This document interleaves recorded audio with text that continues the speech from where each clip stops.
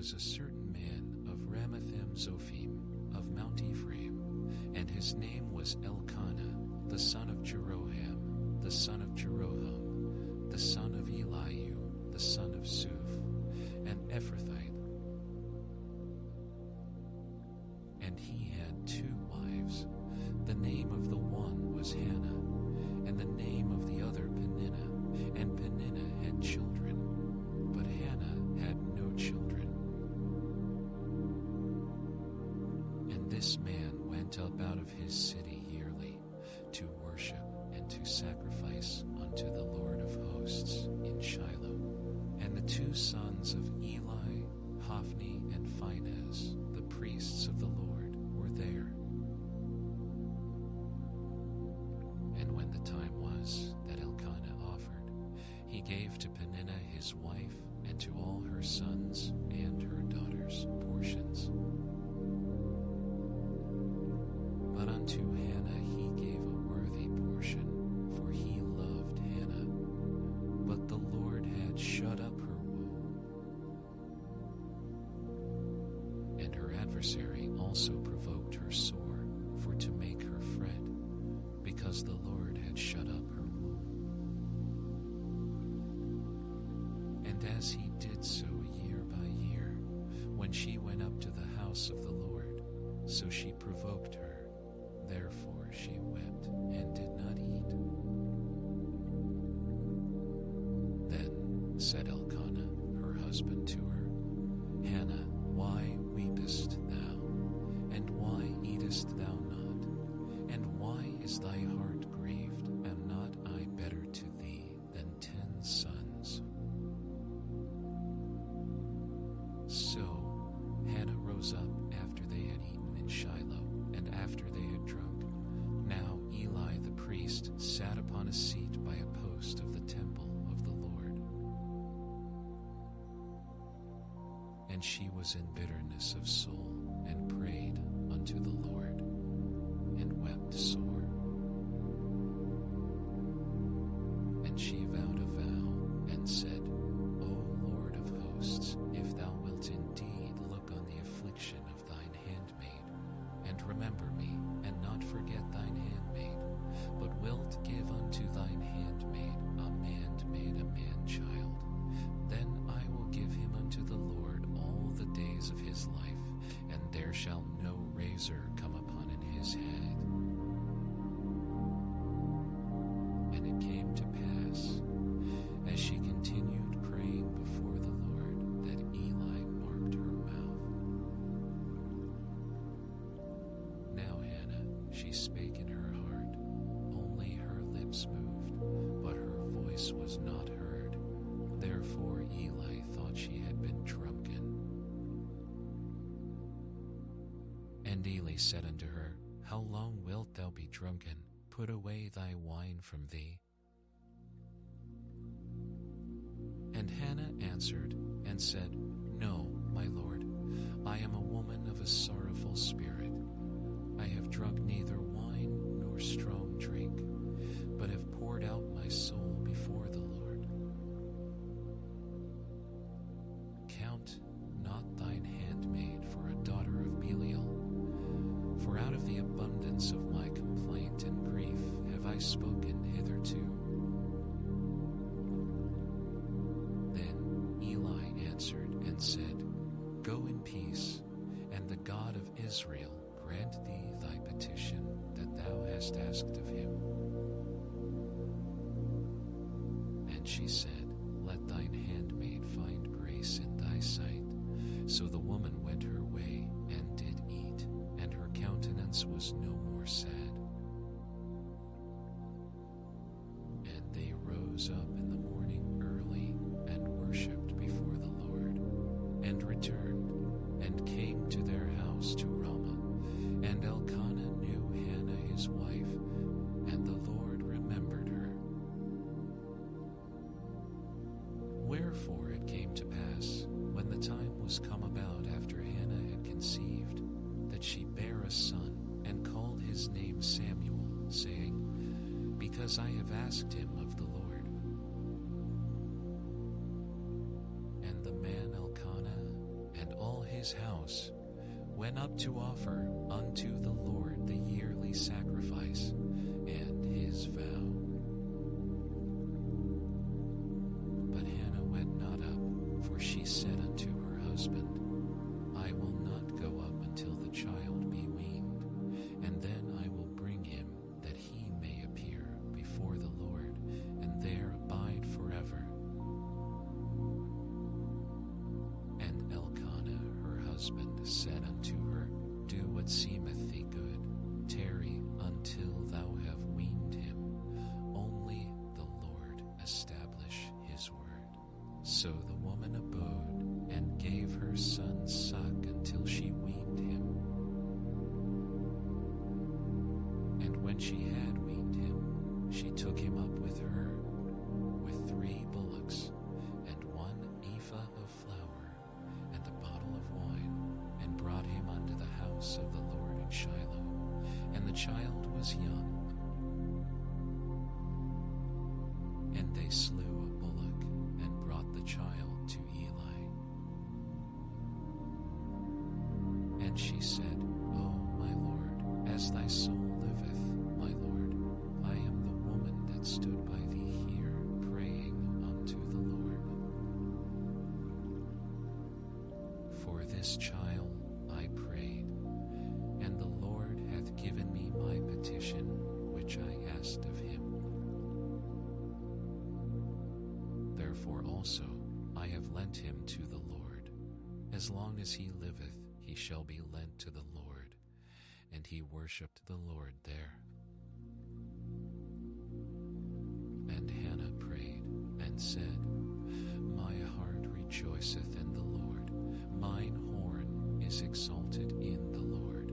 My mouth is enlarged over mine enemies, because I rejoice in thy salvation. There is none holy as the Lord, for there is none beside thee, neither is there any rock like our God.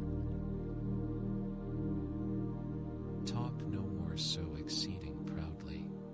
Let not arrogancy come out of your mouth, for the Lord is a God of knowledge, and by him actions are weighed. The bows of the mighty men are broken, and they that stumbled are girded with strength.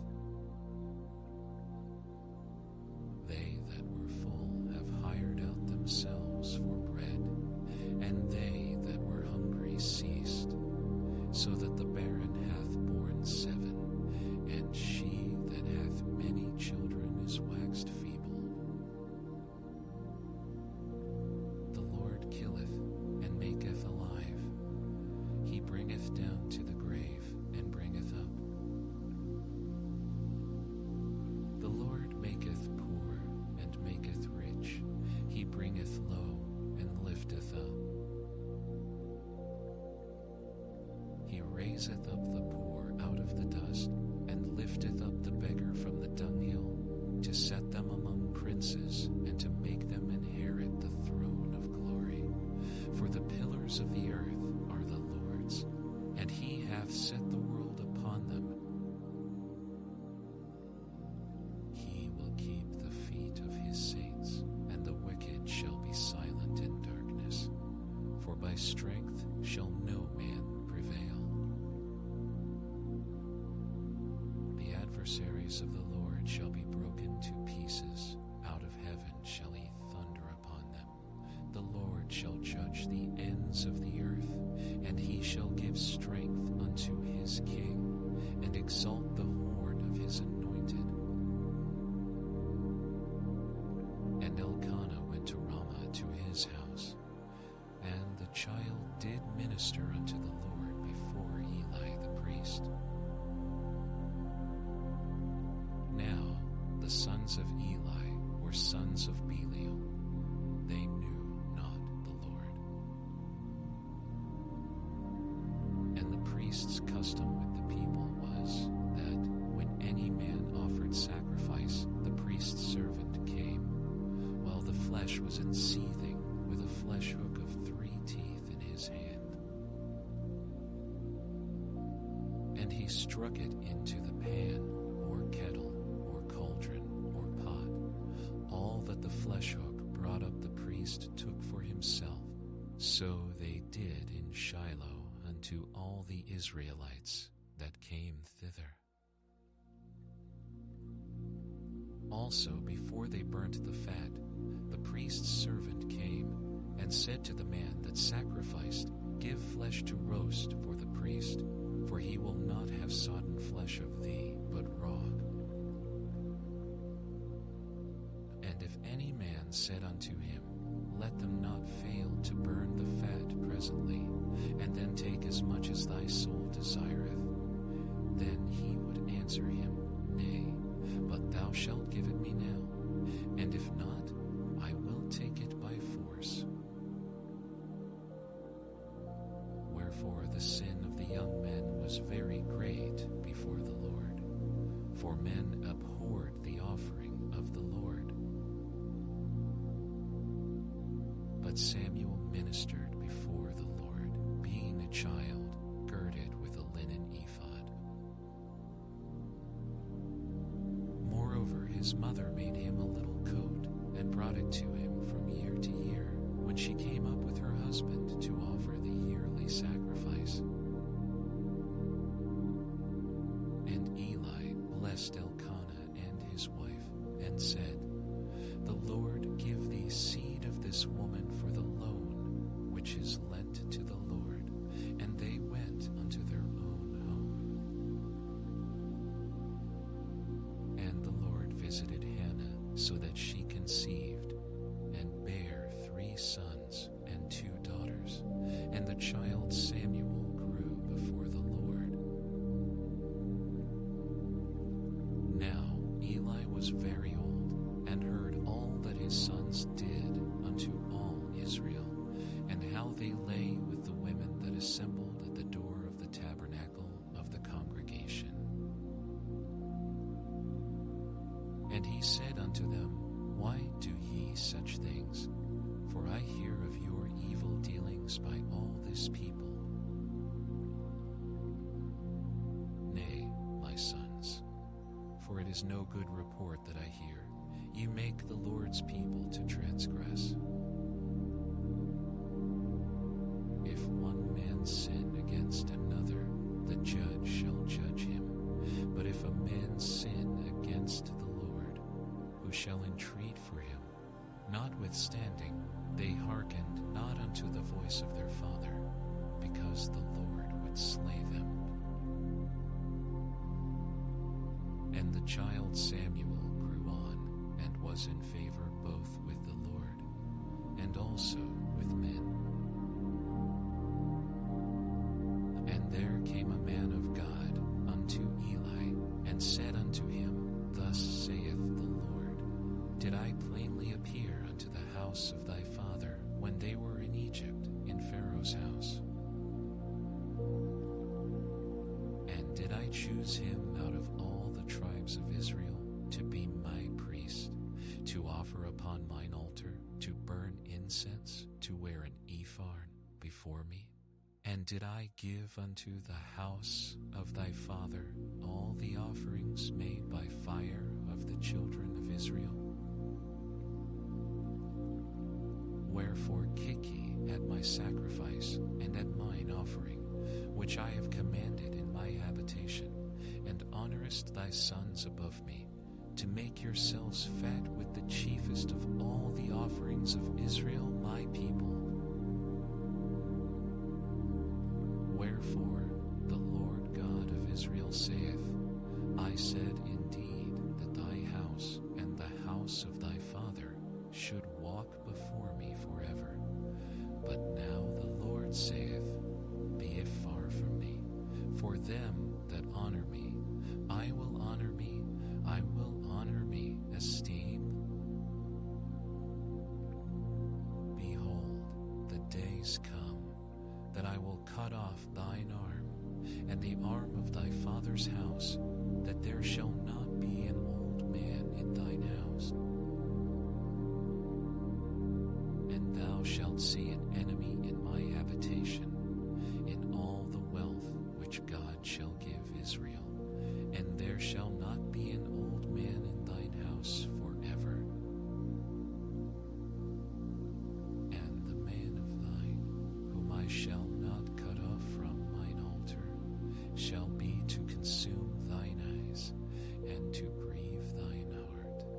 And all the increase of thine house shall die in the flower of their eve. And this shall be a sign unto thee, that shall come upon thy two sons, on Hophni and Phinehas. In one day they shall die both of them.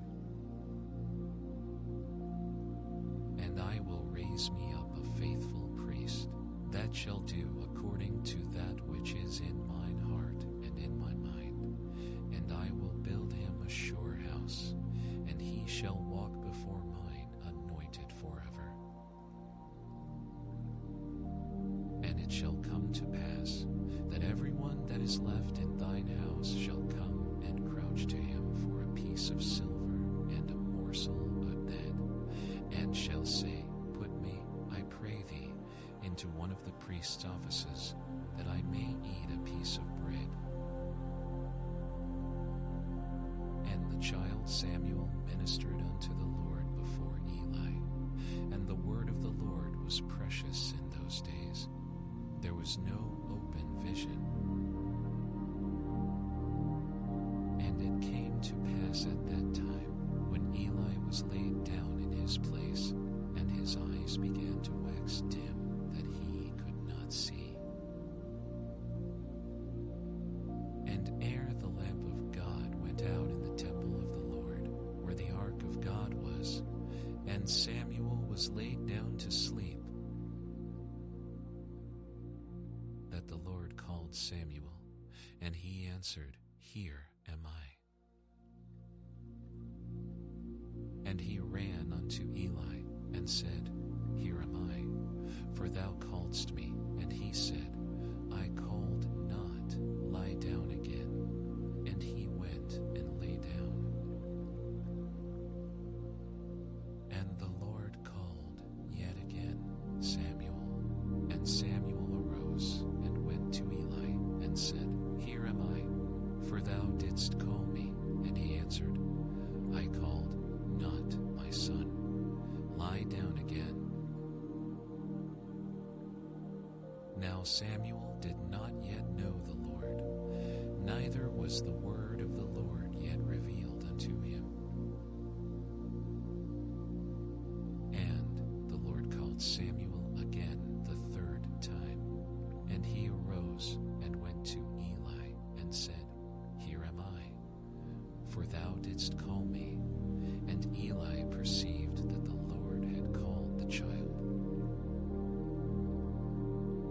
Therefore Eli said unto Samuel, Go, lie down, and it shall be, if he call thee, that thou shalt say, Speak, Lord, for thy servant heareth.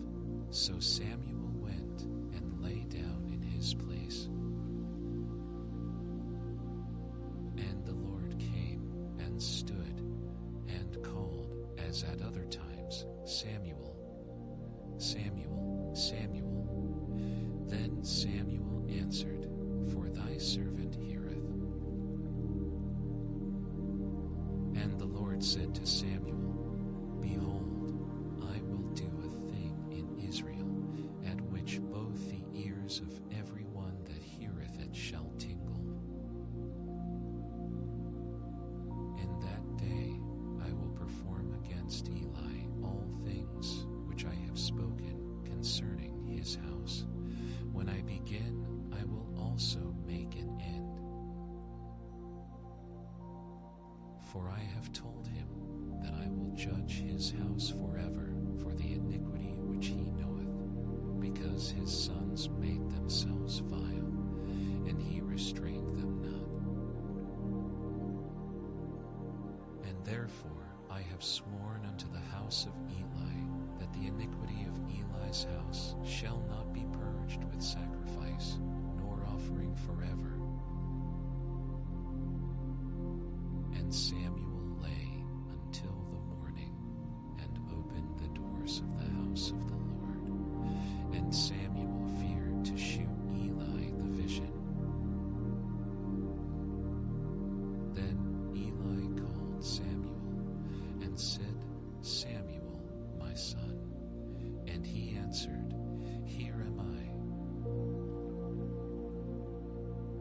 he said, What is the thing that the Lord hath said unto thee? I pray thee hide it not from me. God do so to thee, and more also, if thou hide anything from me of all the things that he said unto thee.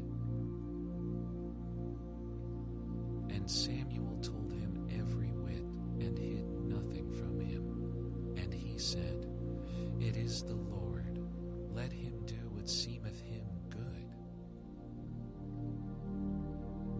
And Samuel grew, and the Lord was with him, and did let none of his words fall to the ground. And all Israel from Dan even to Beersheba knew that Samuel was established to be a prophet of the Lord. And the Lord appeared again in Shiloh, for the Lord revealed himself to Samuel in Shiloh by the word of the Lord. And the word of Samuel came to all Israel. Now Israel went out against the Philistines to battle, and pitched beside Ebenezer, and the Philistines pitched in Aphek. And the Philistines put themselves in array against Israel. And when they joined battle, Israel was smitten before the Philistines, and they slew of the army in the field about 4,000 men. And when the people were come into the camp, the elders of Israel said, Wherefore hath the Lord smitten us today before the Philistines? Let us fetch the ark of the covenant of the Lord out of Shiloh unto us, that, when it cometh among us, it may save us out of the hand of our enemies. So the people sent to Shiloh, that they might bring from thence the ark of the covenant of the Lord of hosts, which dwelleth between the cherubims. And the two sons of Eli, Hophni and Phinehas, were there with the ark of the covenant of God. And when the ark of the covenant of the Lord came into the camp, all Israel shouted with a great shout, so that the earth rang again. And when the Philistines heard the noise of the shout, they said, What meaneth the noise of this great shout in the camp of the Hebrews? And they understood that the ark of the Lord was come into the camp. And the Philistines were afraid, for they said, God is come into the camp. And they said, Woe unto us, for there hath not been such a thing heretofore. Woe unto us! Who shall deliver us out of the hand of these mighty gods? These are the gods that smote the Egyptians with all the plagues in the wilderness.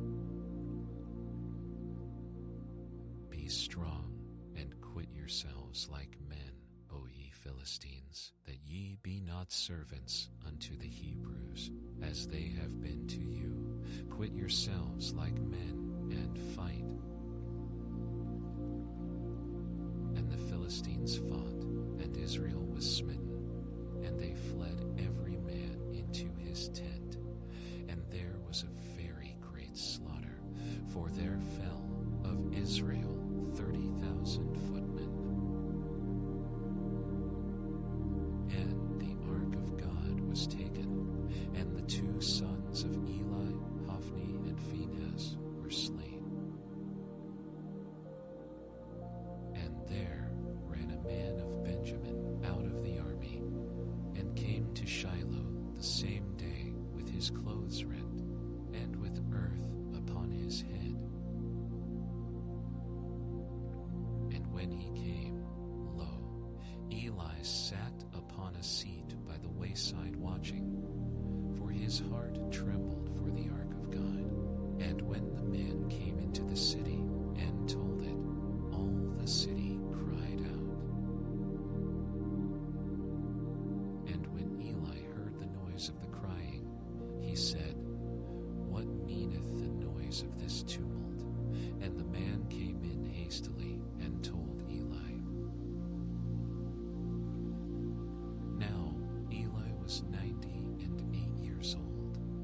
his eyes were dim that he could not see. And the man said unto Eli, I am he that came out of the army, and I fled today out of the army. And he said, What is there done, my son?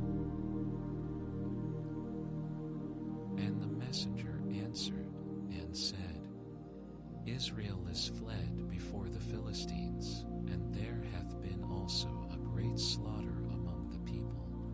And thy 2 sons also, Hophni and Phinehas, are dead, and the ark of God is taken.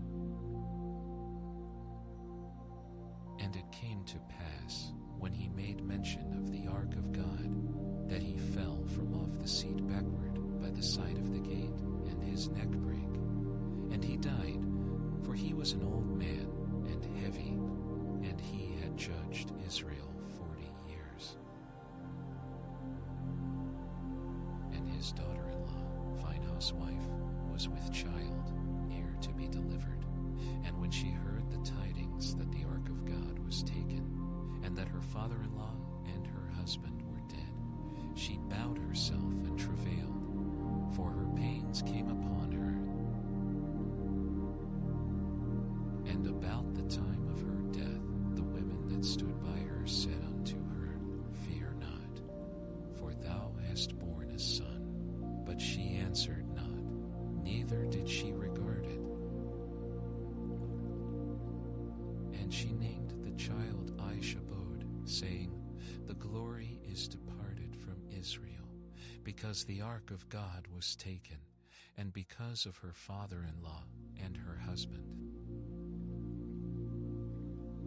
And she said, The glory is departed from Israel, for the ark of God is taken. And the Philistines took the ark of God, and brought it from Eben-ezer unto Ashdod. When the Philistines took the ark of God, they brought it into the house of Dagon, and set it by Dagon. And when they of Ashdod arose early on the morrow, behold, Dagon was fallen upon his face to the earth before the ark of the Lord. And they took Dagon, and set him in his place again. And when they arose early on the morrow morning, behold, Dagon was fallen upon his face to the ground before the ark of the Lord. And the head of Dagon and both the palms of his hands were cut off upon the threshold. Only the stump of Dagon was left to him. Therefore neither the priests of Dagon, nor any that come into Dagon's house, tread on the threshold of Dagon in Ashdod unto this day. But the hand of the Lord was heavy upon them of Ashdod, and he destroyed them, and smote them with emerods, even Ashdod and the coasts thereof. And when the men of Ashdod saw that it was so, they said, The ark of the God of Israel shall not abide with us, for his hand is sore upon us, and upon Dagon our God. They sent therefore, and gathered all the lords of the Philistines unto them, and said, What shall we do with the ark of the God of Israel? And they answered, Let the ark of the God of Israel be carried about unto Gath. And they carried the ark of the God of Israel about thither. And it was so, that after they had carried it about, the hand of the Lord was against the city with a very great destruction. And he smote the men of the city, both small and great, and they had emerods in their secret parts. Therefore they sent the ark of God to Ekron, and it came to pass, as the ark of God came to Ekron, that the Ekronites cried out, saying, They have brought about the ark of the God of Israel to us, to slay us and our people. So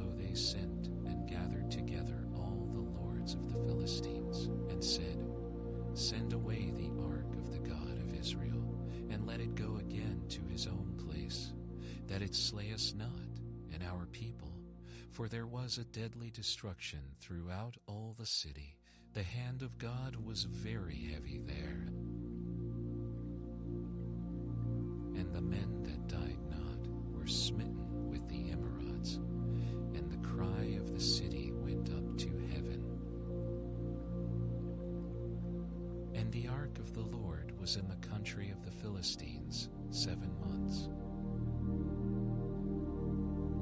And the Philistines called for the priests and the diviners, saying, What shall we do to the ark of the Lord? Tell us wherewith we shall send it to his place. And they said, If ye send away the ark of the God of Israel, send it not empty, but in any wise return him a trespass offering. Then ye shall be healed, and it shall be known to you why his hand is not removed from you.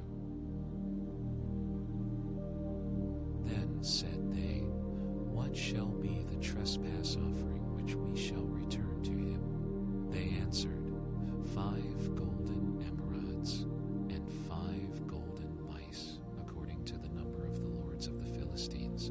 For one plague was on you all, and on your lords. Wherefore ye shall make images of your emerods, and images of your mice that march the land, and ye shall give glory unto the God of Israel. Peradventure he will lighten his hand from off your gods, and from off your land. Wherefore then do ye harden your hearts, as the Egyptians and Pharaoh hardened their hearts, when he had wrought wonderfully among them? Did they not let the people go, and they departed?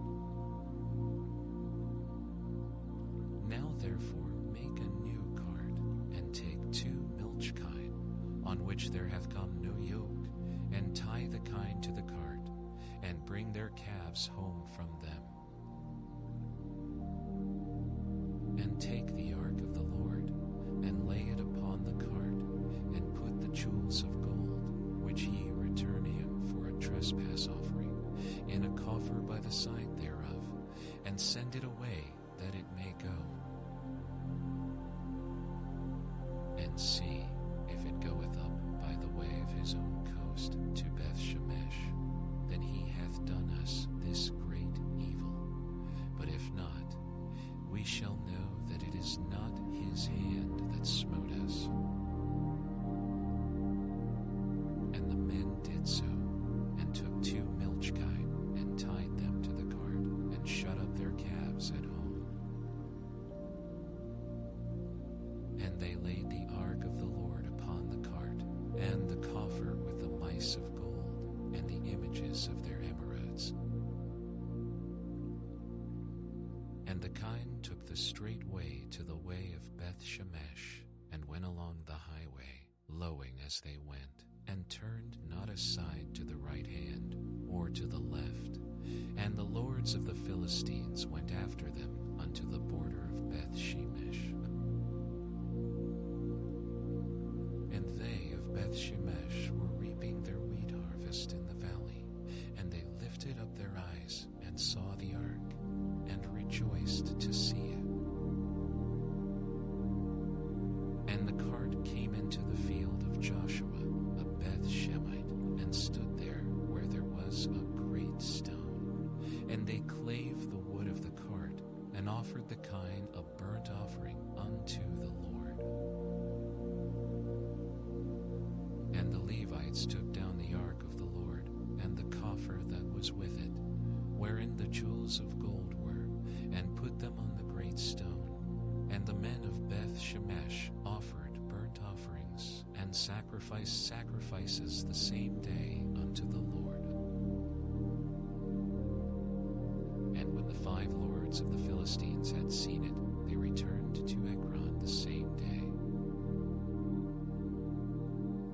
And these are the golden emerods, which the Philistines returned for a trespass offering unto the Lord.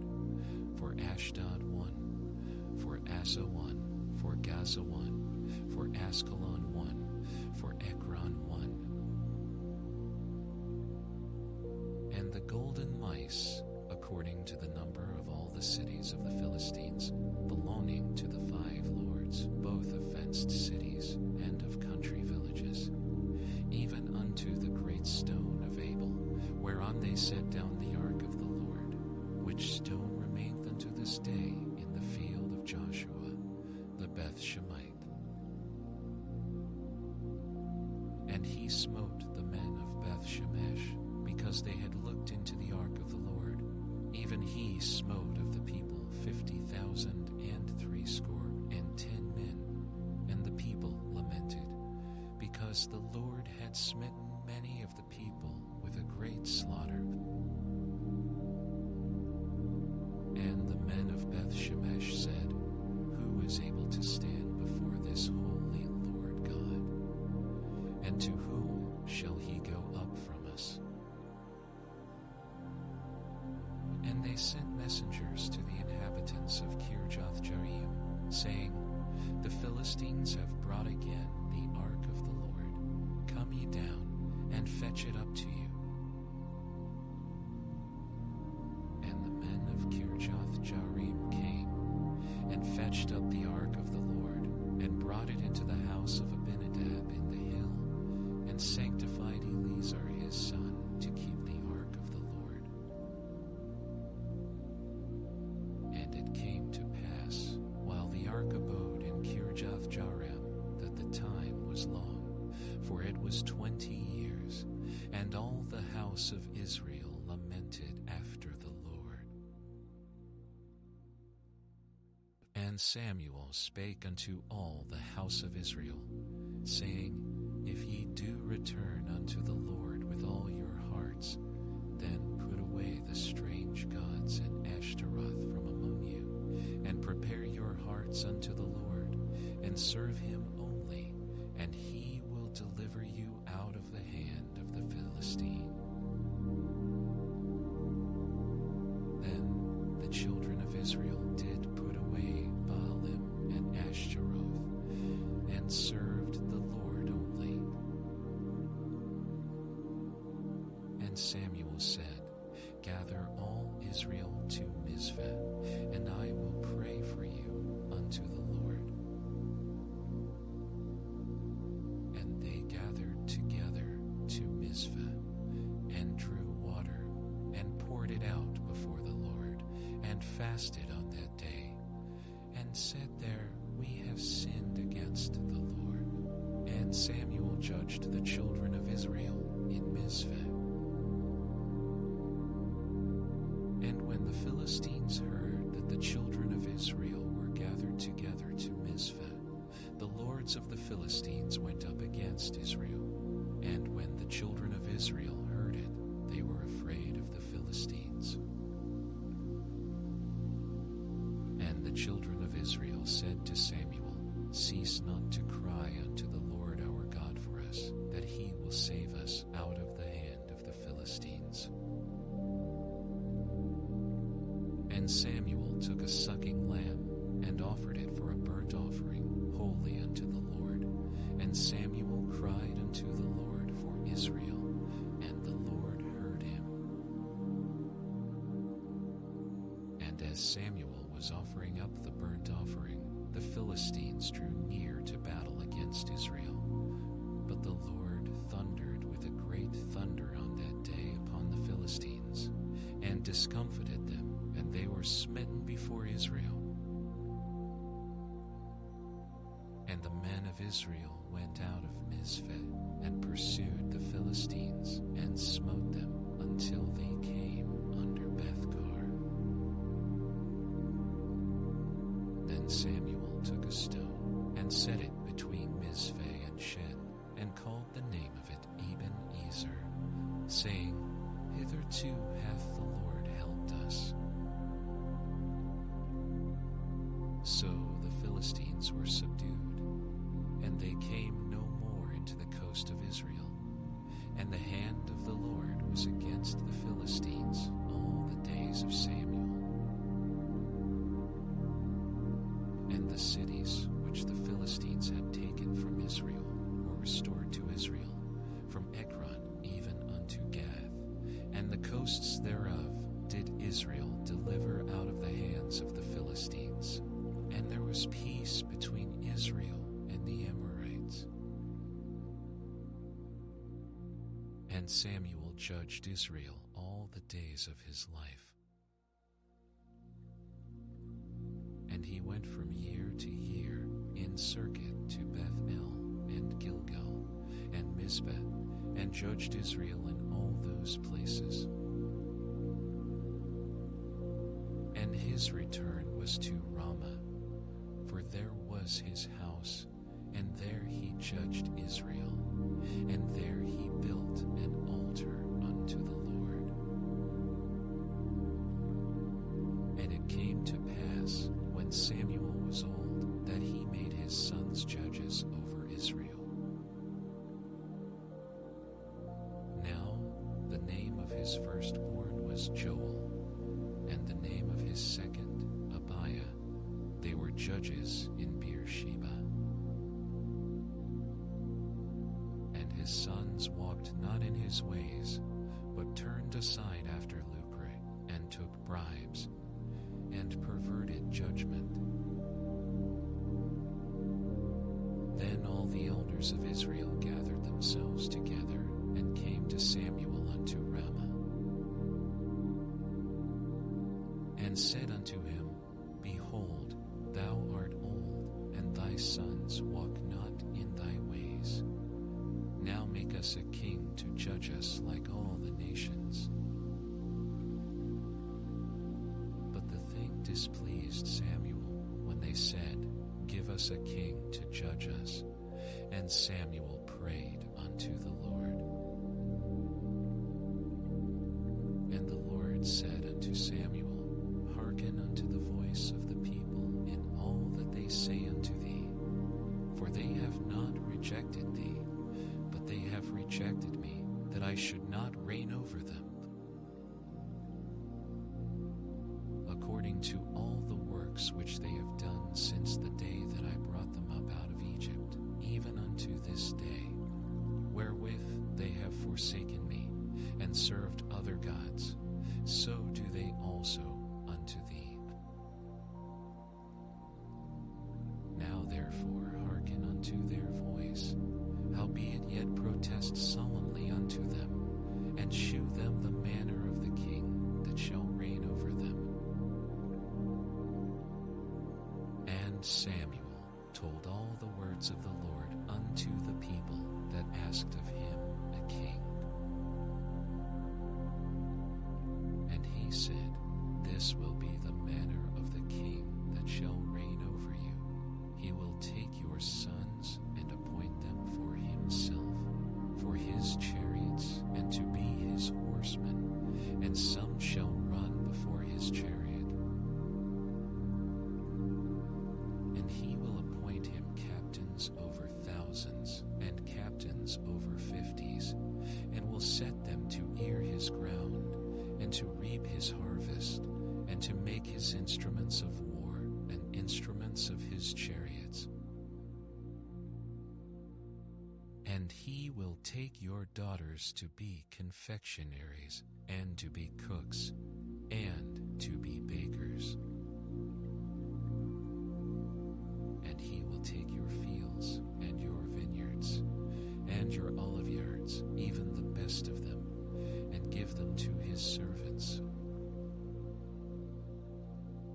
And he will take the tenth of your seed, and of your vineyards, and give to his officers, and to his servants. And he will take your men servants, and your maidservants, and your goodliest young men, and your asses, and put them to his work.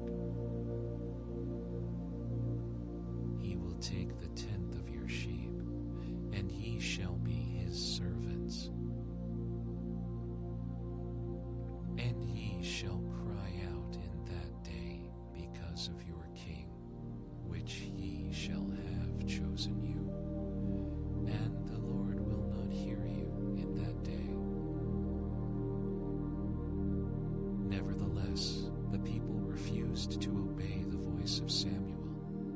said, Nay, but we will have a king over us, that we also may be like all the nations, and that our king may judge us, and go out before us, and fight our battles. And Samuel heard all the words of the people, and he rehearsed them in the ears of the Lord. And the Lord said to Samuel, Hearken unto their voice, and make them a king. And Samuel said unto the men of Israel, Go ye every man unto his city.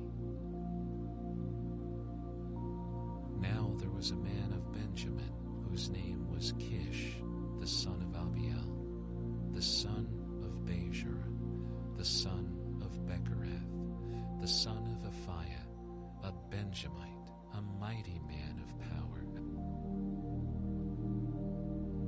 And he had a son, whose name was Saul, a choice young man, and a goodly, and there was not among the children of Israel a goodlier person than he. From his shoulders and upward he was higher than any of the people.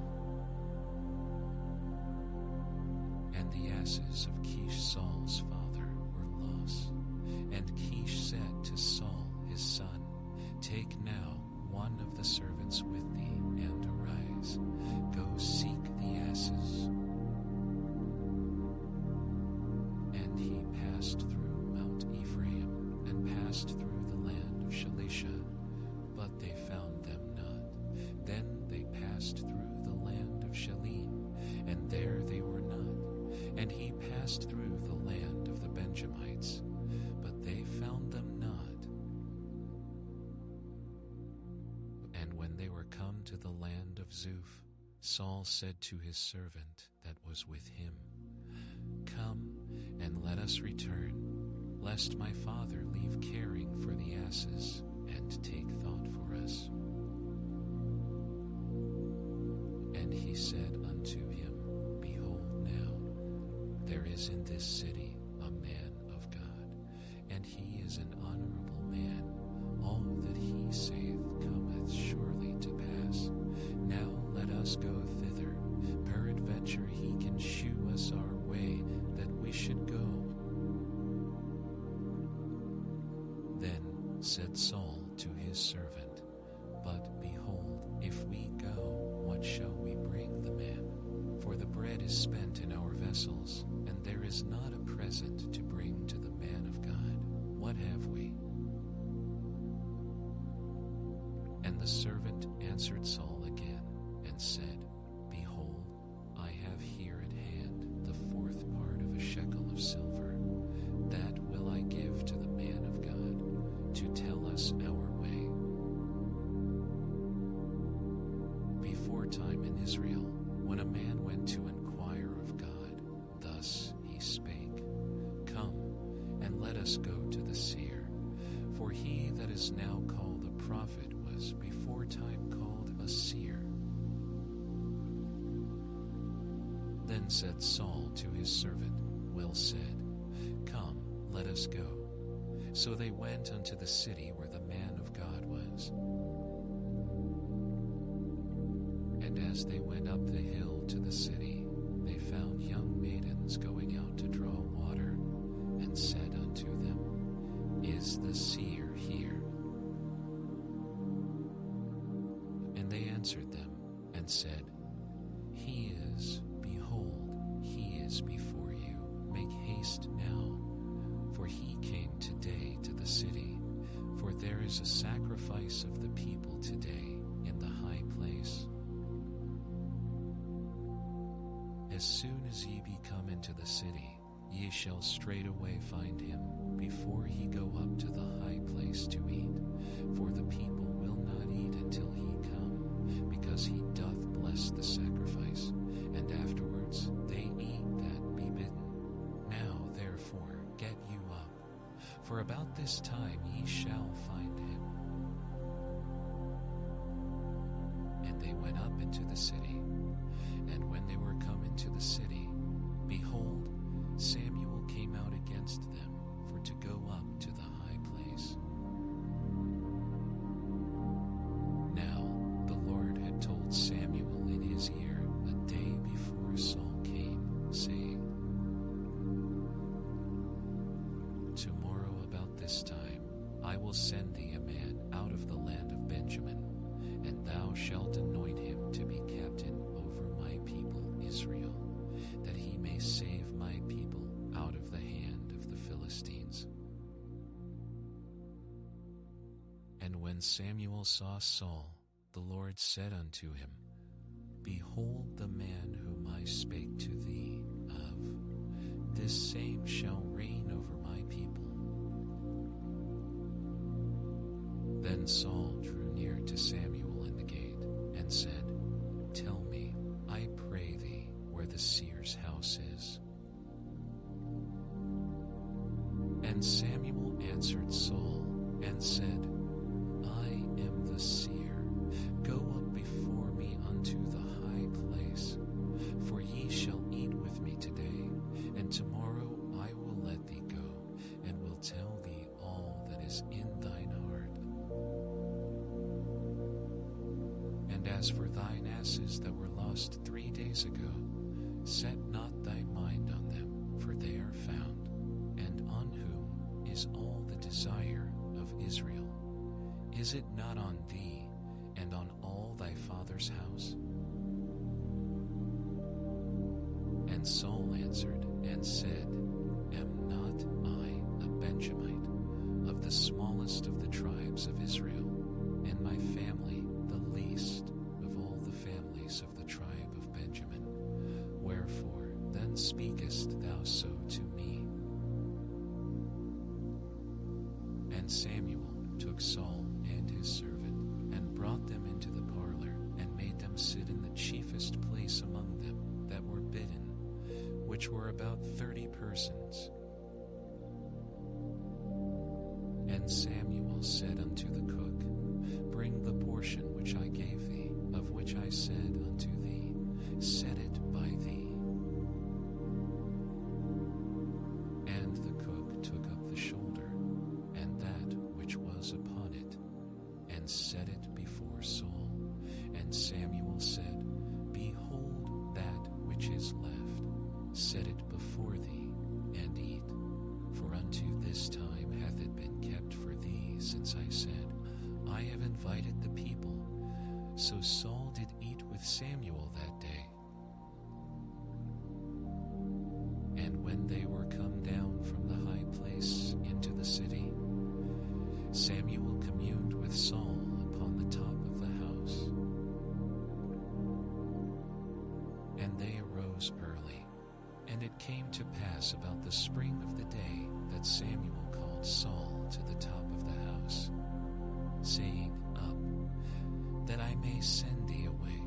And Saul arose, and they went out both of them, he and Samuel, abroad. And as they were going down to the end of the city, Samuel said to Saul, "Bid the servant pass on before us." And he passed on, "But stand thou still a while, that I may shew thee the word of God." Then Samuel took a vial of oil, and poured it upon his head, and kissed him, and said, "Is it not because the Lord hath anointed thee to be captain over his inheritance? When thou art departed from me today, then thou shalt find 2 men by Rachel's sepulchre in the border of Benjamin at Zelzah, and they will say unto thee, The asses which thou wentest to seek are found, and lo, thy father hath left the care of the asses, and sorroweth for you, saying, What shall I do for my son?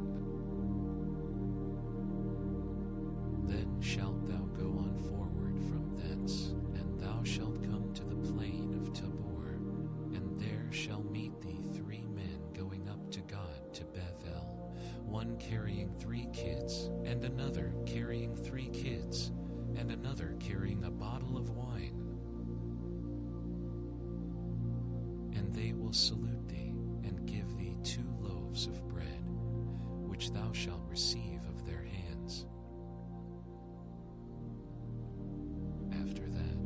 shalt come to the hill of God, where is the garrison of the Philistines. And it shall come to pass, when thou art come thither to the city, that thou shalt meet a company of prophets coming down from the high place with a psaltery, and a tabret, and a pipe, and a pipe, and a pipe, and a harp before them. And the Spirit of the Lord will come upon thee, and thou shalt prophesy with them, and shalt be turned into another man. And let it be, when these signs are come unto thee, that thou do as occasion serve thee, for God is with thee. And thou shalt go down before me to Gilgal, and behold, I will come down unto thee to offer burnt offerings, and to sacrifice sacrifices of peace offerings. 7 days shalt thou tarry, till I come to thee, and shew thee out shalt do. And it was so, that when he had turned his back to go from Samuel, God gave him another heart, and all those signs came to pass that day. And when they came thither to the hill, behold, a company of prophets met him, and the Spirit of God came upon him, and he prophesied among them. And it came to pass, when all that knew him before time saw that, behold, he prophesied among the prophets, then the people said one to another, What is this that is come unto the son of Kish? Is Saul also among the prophets? And one of the same place answered and said, But who is their father? Therefore it became a proverb, Is Saul also among the prophets? And when he had made an end of prophesying, he came to the high place. And Saul's uncle said unto him, and to his servant, Whither went ye? And he said, To seek the asses. And when we saw that they were nowhere, we came to Samuel. And Saul's uncle said, Tell me, I pray thee, what Samuel said unto you. And Saul said unto his uncle, He told us plainly that the asses were found, but of the matter of the kingdom whereof Samuel spake, he told him not. And Samuel called the people together unto the Lord to Mizpah, and said unto the children of Israel, Thus saith the Lord God of Israel, I brought up Israel out of Egypt, and delivered you out of the hand of the Egyptians, and out of the hand of all kingdoms, and of them that oppressed you. And ye have this day rejected your God, who himself saved you out of all your adversities and your tribulations. And ye have said unto him, Nay, but set a king over us. Now therefore present yourselves before the Lord by your tribes, and by your thousands. And when Samuel had caused all the tribes of Israel to come near, the tribe of Benjamin was taken. When he had caused the tribe of Benjamin to come near by their families, the family of Matri was taken, and Saul, the son of Kish, was taken. And when they sought him, he could not be found. Therefore they inquired of the Lord further, if the man should yet come thither. And the Lord answered, Behold, he hath hid himself among the stuff. And they ran and fetched him thence. And when he stood among the people, he was higher than any of the people from his shoulders and upward. And Samuel said to all the people, See ye him whom the Lord hath chosen, that there is none like him among all the people. And all the people shouted and said, God save the king. Then Samuel told the people the manner of the kingdom, and wrote it in a book, and laid it up before the Lord. And Samuel sent all the people away, every man to his house. And Saul also went home to Gibeah, and there went with him a band of men whose hearts God had touched. But the children of Belial said, How shall this man save us? And they despised him, and brought him no presents, but he held his peace. Then Nahash the Ammonite came up, and encamped against Jabesh Gilead. And all the men of Jabesh said unto Nahash, Make a covenant with us, and we will serve thee. And Nahash the Ammonite answered them, On this condition will I make a covenant with you, that I may thrust out all your right eyes, and lay it for a reproach upon all Israel. And the elders of Jabesh said unto him, Give us 7 days' respite, that we may send messengers unto all the coasts of Israel, and then, if there be no man to save us, we will come out to thee. Then came the messengers to Gibeah of Saul, and told the tidings in the ears of the people, and all the people lifted up their voices and wept. And behold, Saul came after the herd out of the field, and Saul said, What aileth the people that they weep? And they told him the tidings of the men of Jabesh. And the Spirit of God came upon Saul when he heard those tidings, and his anger was kindled greatly.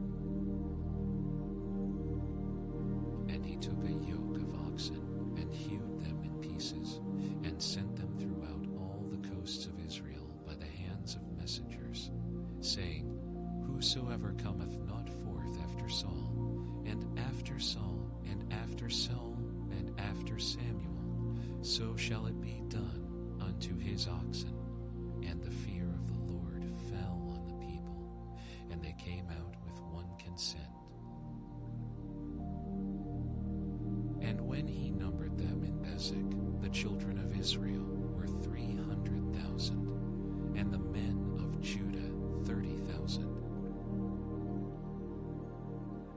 And they said unto the messengers that came, Thus shall ye say unto the men of Jabesh Gilead, Tomorrow by that time the sun be hot, ye shall have help. And the messengers came, and shewed to the men of Jabesh, and they were glad. Therefore the men of Jabesh said, Tomorrow we will come out unto you, and ye shall do with us all that seemeth good unto you. And it was so on the morrow that Saul put the people in 3 companies, and they came into the midst of the host in the morning watch, and slew the Ammonites until the heat of the day. And it came to pass that they which remained were scattered, so that 2 of them were not left together. And the people said unto Samuel, Who is he that said, Shall Saul reign over us? Bring the men, that we may put them to death. And Saul said, There shall not a man be put to death this day, for today the Lord hath wrought salvation in Israel. Then said Samuel to the people, Come, and let us go to Gilgal, and renew the kingdom there.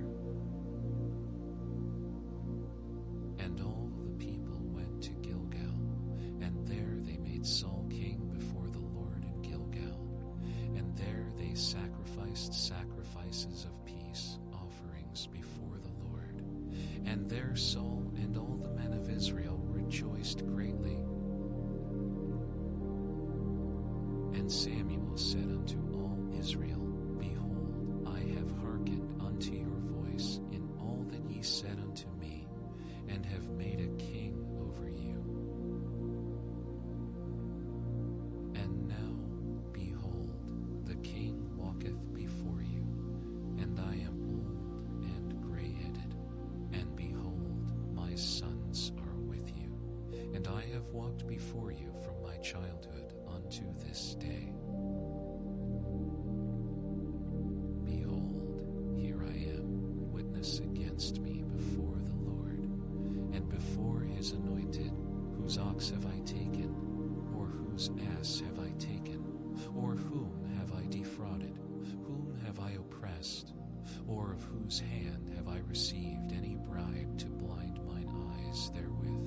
And I will restore it you.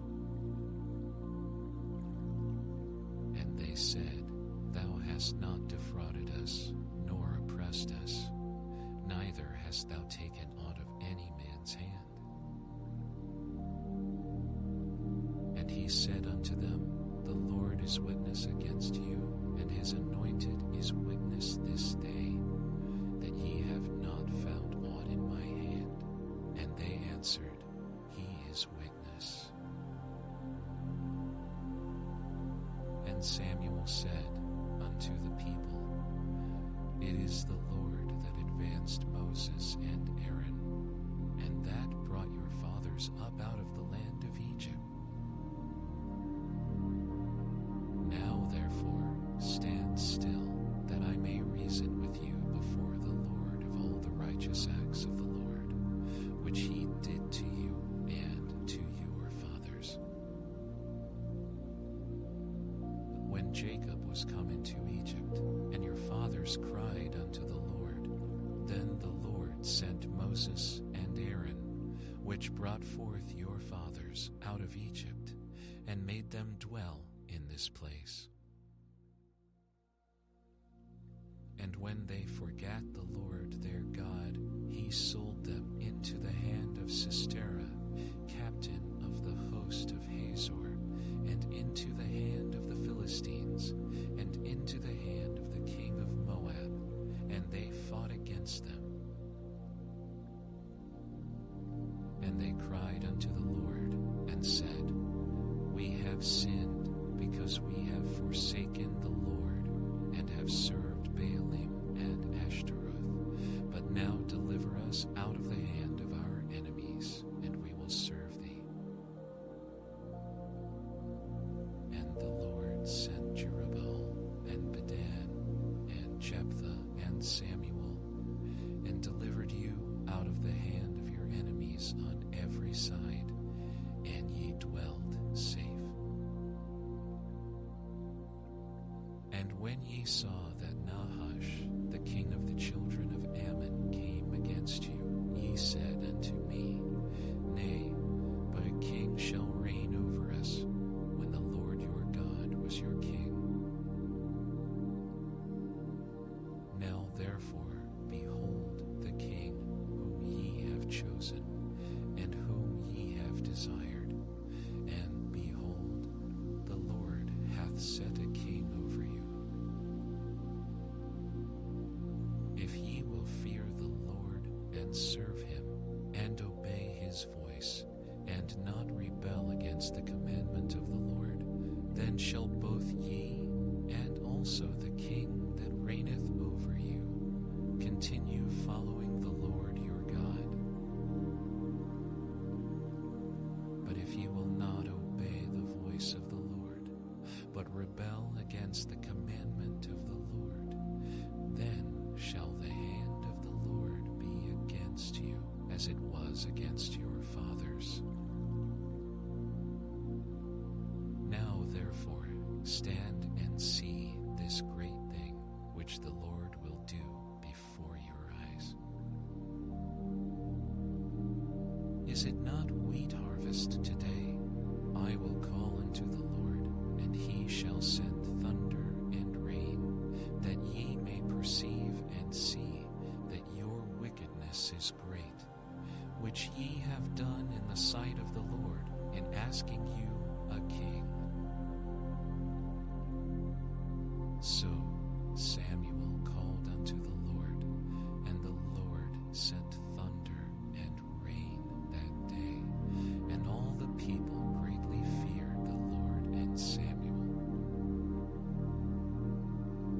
And all the people said unto Samuel, Pray for thy servants unto the Lord thy God, that we die not, for we have added unto all our sins this evil, to ask us a king.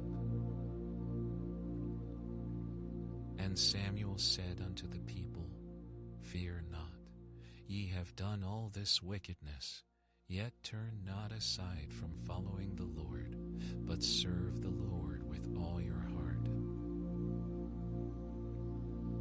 And turn ye not aside, for then should ye go after vain things which cannot profit nor deliver, for they are vain. For the Lord will not forsake his people for his great name's sake, because it hath pleased the Lord to make you his people. Moreover, as for me, God forbid that I should sin against the Lord in ceasing to pray for you, but I will teach you the good and the right way. Only fear the Lord and serve him in truth with all your heart, for consider how great things he hath done for you. But if ye shall still do wickedly, ye shall be consumed, both ye and your king. Saul reigned 1 year, and when he had reigned 2 years over Israel, Saul chose him 3,000 men of Israel, whereof 2,000 were with Saul in Michmash and in Mount Bethel, and 1,000 were with Jonathan in Gibeah of Benjamin, and the rest of the people he sent every man to his tent.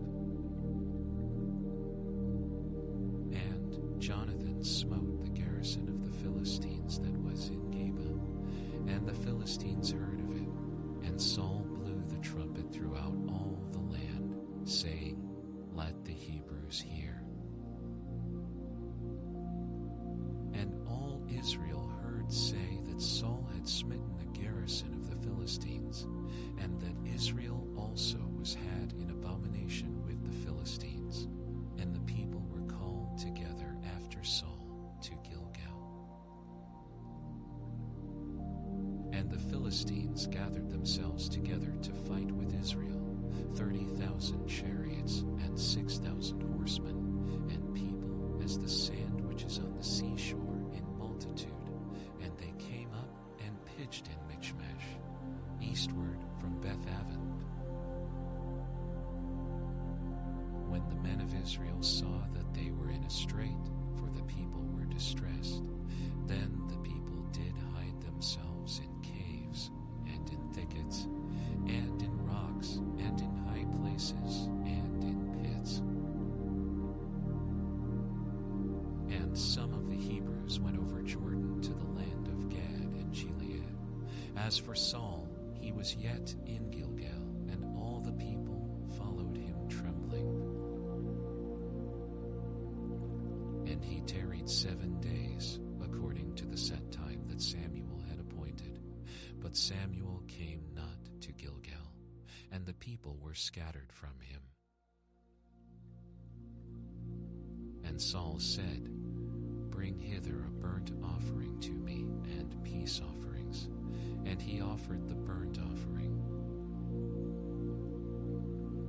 And it came to pass that as soon as he had made an end of offering the burnt offering, behold, Samuel came, and Saul went out to meet him, that he might salute him.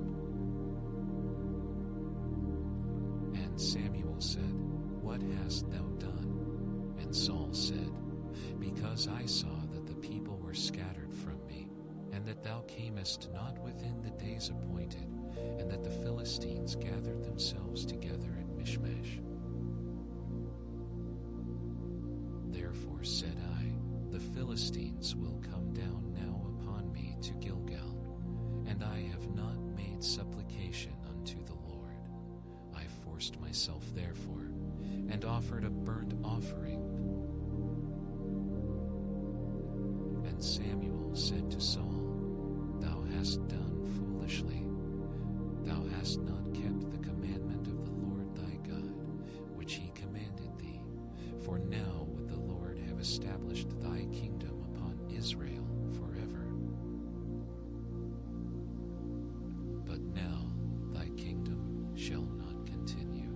The Lord hath sought him a man after his own heart, and the Lord hath commanded him to be captain over his people, because thou hast not kept that which the Lord commanded thee. And Samuel arose, and gat him up from Gilgal unto Gibeah of Benjamin. And Saul numbered the people that were present with him, about 600 men. And Saul and Jonathan his son, and the people that were present with them, abode in Gibeah of Benjamin. But the Philistines encamped in Michmash. And the spoilers came out of the camp of the Philistines in 3 companies. One company turned unto the way that leadeth to Ophrah, unto the land of Shual. And another company turned the way to Beth-horon, and another company turned to the way of the border that looketh to the valley of Zeboim toward the wilderness. Now there was no smith found throughout all the land of Israel. For the Philistines said, Lest the Hebrews make them swords or spears. But all the Israelites went down to the Philistines to sharpen every man his share, and his coulter, and his axe, and his mattock. Yet they had a file for the mattocks, and for the coulters, and for the forks, and for the axes, and to sharpen the goads. So it came to pass in the day of battle that there was neither sword nor spear found in the hand of any of the people that were with Saul and Jonathan, but with Saul and with Jonathan his son was there found. And the garrison of the Philistines went out to the passage of Michmash. Now it came to pass upon the day that Jonathan the son of Saul said unto the young man that bare his armor, Come, and let us go over to the Philistines' garrison, that is, on the other side. But he told not his father. And Saul tarried in the uttermost part of Gibeah under a pomegranate tree, which is in Migron, and the people that were with him were about 600 men. And Ahiah, the son of Ahitub, Ichabod's brother, the son of Phinehas, the son of Eli, the Lord's priest in Shiloh, wearing an ephod, and the people knew not that Jonathan was gone. And between the passages by which Jonathan sought to go over unto the Philistines' garrison, there was a sharp rock on the one side, and a sharp rock on the other side, and the name of the one was Buz, and the name of the other Seneb. The forefront of the one was situate northward over against Michmash, and the other southward over against Gibeah. And Jonathan said to the young man that bare his armor, Come, and let us go over unto the garrison of these uncircumcised. It may be that the Lord will work for us, for there is no restraint to the Lord to save by many or by few. And his armor-bearer said unto him, Do all that is in thine heart, turn thee, behold, I am with thee according to thy heart. Then said Jonathan, Behold, we will pass over unto these men, and we will discover ourselves unto them. If they say thus unto us, Tarry until we come to you, then we will stand still in our place, and will not go up unto them. But if they say thus, Come up unto us, then we will go up, for the Lord hath delivered them into our hand, and this shall be a sign unto us. And both of them discovered themselves unto the garrison of the Philistines. And the Philistines said, Behold, the Hebrews come forth out of the holes where they had hid themselves. And the men of the garrison answered Jonathan and his armor-bearer, and said, Come up to us, and we will shew you a thing. And Jonathan said unto his armor-bearer, Come up after me, for the Lord hath delivered them into the hand of Israel. And Jonathan climbed up upon his hands and upon his feet, and his armor-bearer after him, and they fell before Jonathan, and his armor-bearer slew after him. And that first slaughter which Jonathan and his armor-bearer made was about 20 men within, as it were, an half acre of land, which a yoke of oxen might plow. And there was trembling in the host, in the field, and among all the people, the garrison and the spoilers. They also trembled, and the earth quaked. So it was a very great trembling. And the watchmen of Saul in Gibeah of Benjamin looked, and behold, the multitude melted away, and they went on beating down one another. Then said Saul unto the people that were with him, Number now, and see who is gone from us. And when they had numbered, behold, Jonathan and his armor-bearer were not there. And Saul said unto Ahiah, Bring hither the ark of God, for the ark of God was at that time with the children of Israel. And it came to pass, while Saul talked unto the priest, that the noise that was in the host of the Philistines went on and increased. And Saul said unto the priest, Withdraw thine hand. And Saul and all the people that were with him assembled themselves, and they came to the battle. And behold, every man's sword was against his fellow, and there was a very great discomfiture.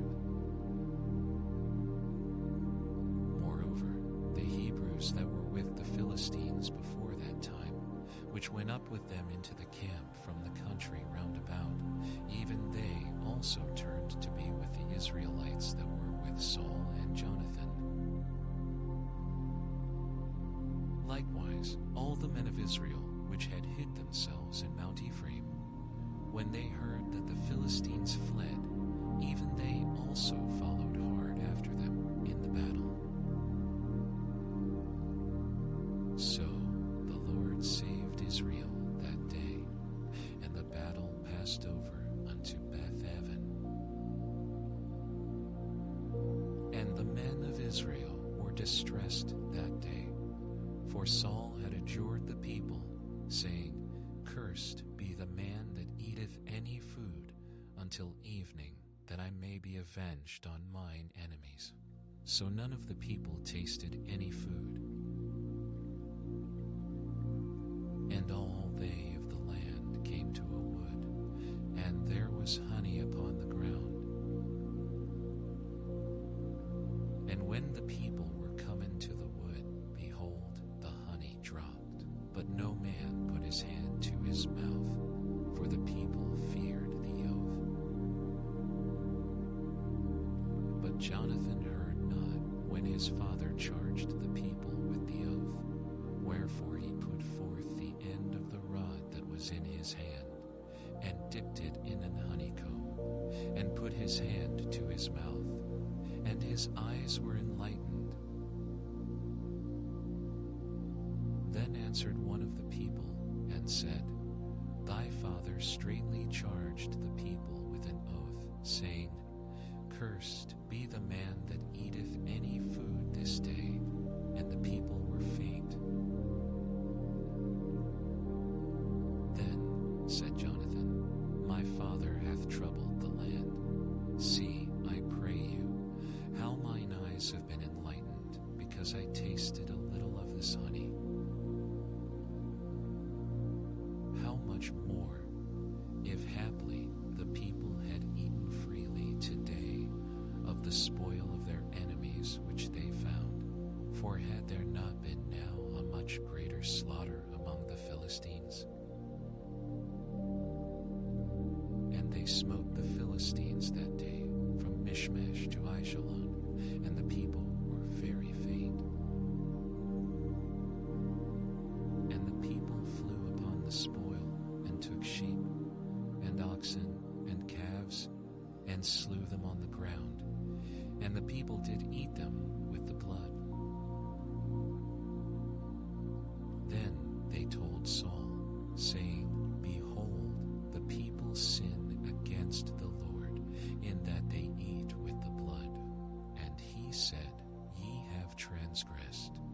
Roll a great stone unto me this day.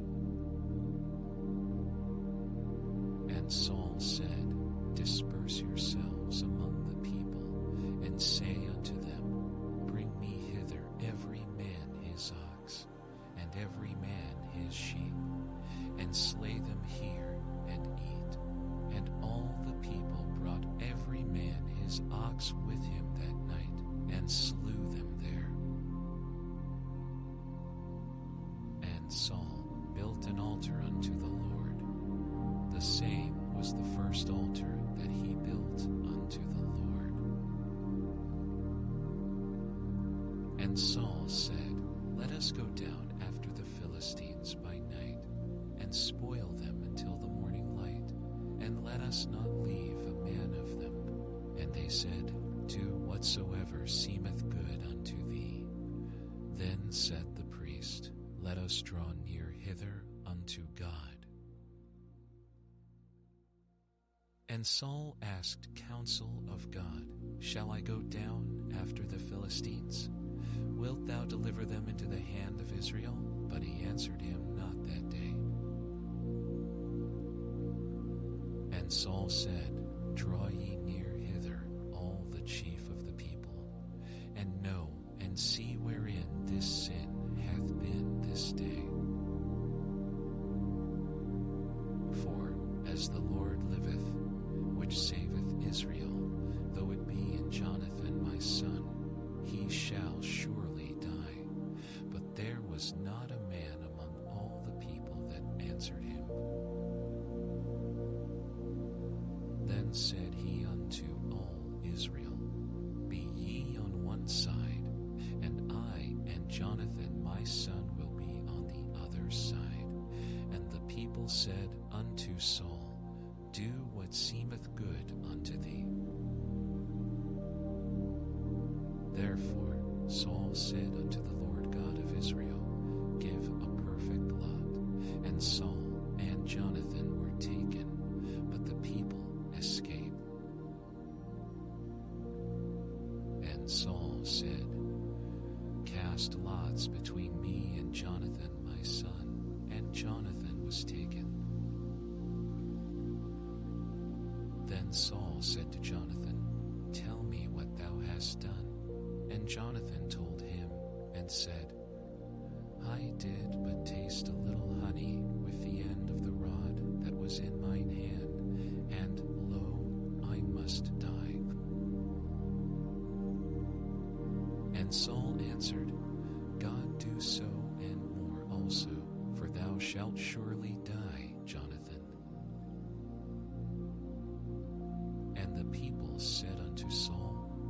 Jonathan die, who hath wrought this great salvation in Israel? God forbid. As the Lord liveth, there shall not one hair of his head fall to the ground. For he hath wrought with God this day. So the people rescued Jonathan, that he died not. Then Saul went up from following the Philistines, and the Philistines went to their own place.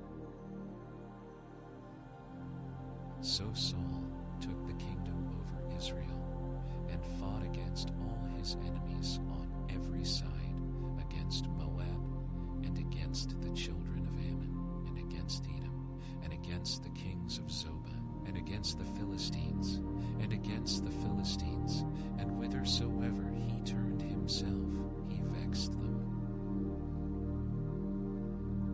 And he gathered an host, and smote the Amalekites, and delivered Israel out of the hands of them that spoiled them. Now the sons of Saul were Jonathan, and Ishui, and Melchishua, and the names of his 2 daughters were these: the name of the firstborn Merab, and the name of the younger Michal. And the name of Saul's wife was Ahinoam, the daughter of Ahimaaz, and the name of the captain of his host was Abner, the son of Ner, Saul's uncle. And Kish was the father of Saul, and Ner, the father of Abner, was the son of Abiel. And there was sore war against the Philistines all the days of Saul. And when Saul saw any strong man, or any valiant man, he took him unto him. Samuel also said unto Saul, The Lord sent me to anoint thee to be king over his people, over Israel. Now therefore hearken thou unto the voice of the words of the Lord. Thus saith the Lord of hosts, I remember that which Amalek did to Israel, how he laid wait for him in the way when he came up from Egypt. Now go and smite Amalek, and utterly destroy all that they have, and spare them not, but slay both man and woman, infant and suckling, ox and sheep, camel and ass. And Saul gathered the people together, and numbered them in Telaim 200,000 footmen, and 10,000 men of Judah. And Saul came to a city of Amalek, and laid wait in the valley. And Saul said unto the Kenites, Go, depart, get you down from among the Amalekites, lest I destroy you with them. For ye shewed kindness to all the children of Israel when they came up out of Egypt. So the Kenites departed from among the Amalekites. And Saul smote the Amalekites from Havilah until thou comest to Shur, that is over against Egypt. And he took Agag the king of the Amalekites alive, and utterly destroyed all the people with the edge of the sword. But Saul and the people spared Agag, and the best of the sheep, and of the oxen, and of the fatlings, and of the lambs, and all that was good, and would not utterly destroy them, but everything that was vile and refuse, that they destroyed utterly. Then came the word of the Lord unto Samuel, saying, It repenteth me that I have set up Saul to be king, for he is turned back from following me, and hath not performed my commandments. And it grieved Samuel, and he cried unto the Lord all night. And when Samuel rose early to meet Saul in the morning, it was told Samuel, saying, Saul came to Carmel, and, behold, he set him up a place, and is gone about, and passed on, and gone down to Gilgal. And Samuel came to Saul, and Saul said unto him, Blessed be thou of the Lord. I have performed the commandment of the Lord. And Samuel said, What meaneth then this bleating of the sheep in mine ears, and the lowing of the oxen which I hear? And Saul said, They have brought them from the Amalekites, for the people spared the best of the sheep and of the oxen, to sacrifice unto the Lord thy God, and the rest we have utterly destroyed. Then Samuel said unto Saul, Stay, and I will tell thee what the Lord hath said to me this night. And he said unto him, Say on. And Samuel said, When thou wast little in thine own sight, wast thou not made the head of the tribes of Israel, and the Lord anointed thee king over Israel? And the Lord sent thee on a journey, and said, Go and utterly destroy the sinners, the Amalekites, and fight against them until they be consumed. Wherefore then didst thou not obey the voice of the Lord, but didst fly upon the spoil, and didst evil in the sight of the Lord? And Saul said unto Samuel, Yea, I have obeyed the voice of the Lord, and have gone the way which the Lord sent me, and have brought Agag the king of Amalek, and have utterly destroyed the Amalekites. But the people took of the spoil, sheep and oxen, the chief of the things which should have been utterly destroyed, to sacrifice unto the Lord thy God in Gilgal.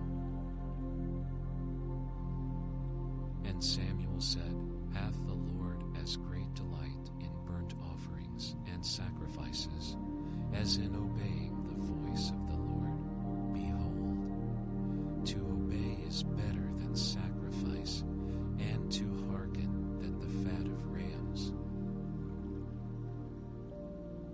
For rebellion is as the sin of witchcraft, and stubbornness is as iniquity and idolatry. Because thou hast rejected the word of the Lord, he hath also rejected thee from being king.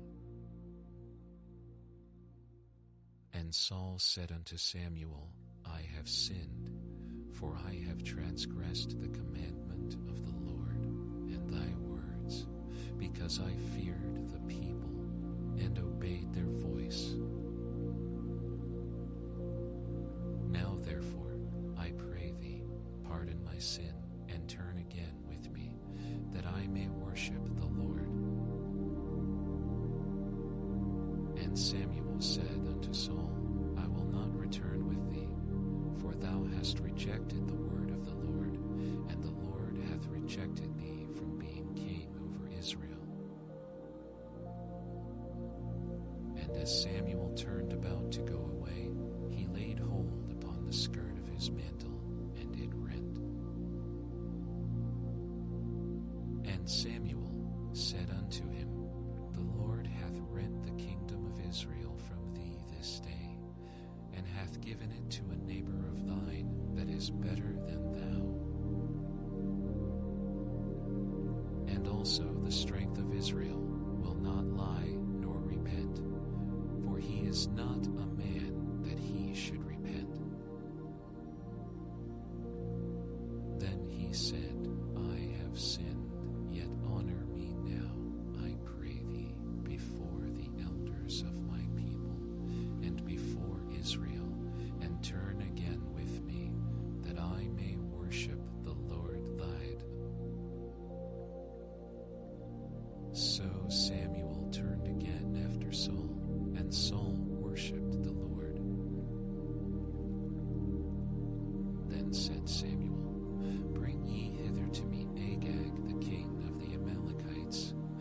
Agag came unto him delicately, and Agag said, Surely the bitterness of death is past. And Samuel said, As thy sword hath made women childless, so shall thy mother be childless among women.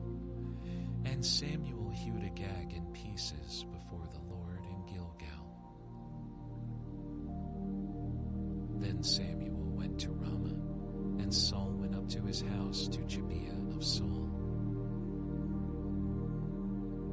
And Samuel came no more to see Saul until the day of his death. Nevertheless, Samuel mourned for Saul, and the Lord repented that he had made Saul king over Israel. And the Lord said unto Samuel, How long wilt thou mourn for Saul, seeing I have rejected him from reigning over Israel? Fill thine horn with oil, and go. I will send thee to Jesse the Bethlehemite, for I have provided me a king among his sons. And Samuel said, How can I go? If Saul hear it, he will kill me. And the Lord said, Take an heifer with thee, and say, I am come to sacrifice to the Lord. And call Jesse to the sacrifice, and I will shew thee what thou shalt do, and thou shalt anoint unto me him whom I name unto thee. And Samuel did that which the Lord spake, and came to Bethlehem, and the elders of the town trembled at his coming, and said, Comest thou peaceably? And he said, Peaceably, I am come to sacrifice unto the Lord. Sanctify yourselves, and come with me to the sacrifice. And he sanctified Jesse and his sons, and called them to the sacrifice. And it came to pass, when they were come, that he looked on Eliab, and said, Surely the Lord's anointed is before him. But the Lord said unto Samuel, Look not on his countenance, or on the height of his stature, because I have refused him. For the Lord seeth not as man seeth. For man looketh on the outward appearance, but the Lord looketh on the heart. Then Jesse called Abinadab, and made him pass before Samuel. And he said, Neither hath the Lord chosen this. Then Jesse made Shammah to pass by. And he said, Neither hath the Lord chosen this. Again, Jesse made 7 of his sons to pass before Samuel. And Samuel said unto Jesse, The Lord hath not chosen these. And Samuel said unto Jesse, Are here all thy children? And he said, There remaineth yet the youngest, and behold, he keepeth the sheep. And Samuel said unto Jesse, Send and fetch him, for we will not sit down till he come hither. And he sent and brought him in. Now he was ruddy, and withal of a beautiful countenance, and goodly to look to. And the Lord said, Arise, anoint him, for this is he. Then Samuel took the horn of oil, and anointed him in the midst of his brethren, and the Spirit of the Lord came upon David from that day forward. So Samuel rose up and went to Ramah. But the Spirit of the Lord departed from Saul, and an evil spirit from the Lord troubled him.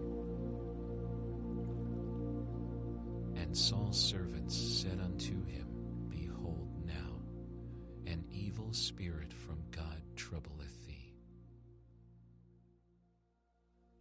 let our Lord now command thy servants, which are before thee, to seek out a man who is a cunning player on an harp.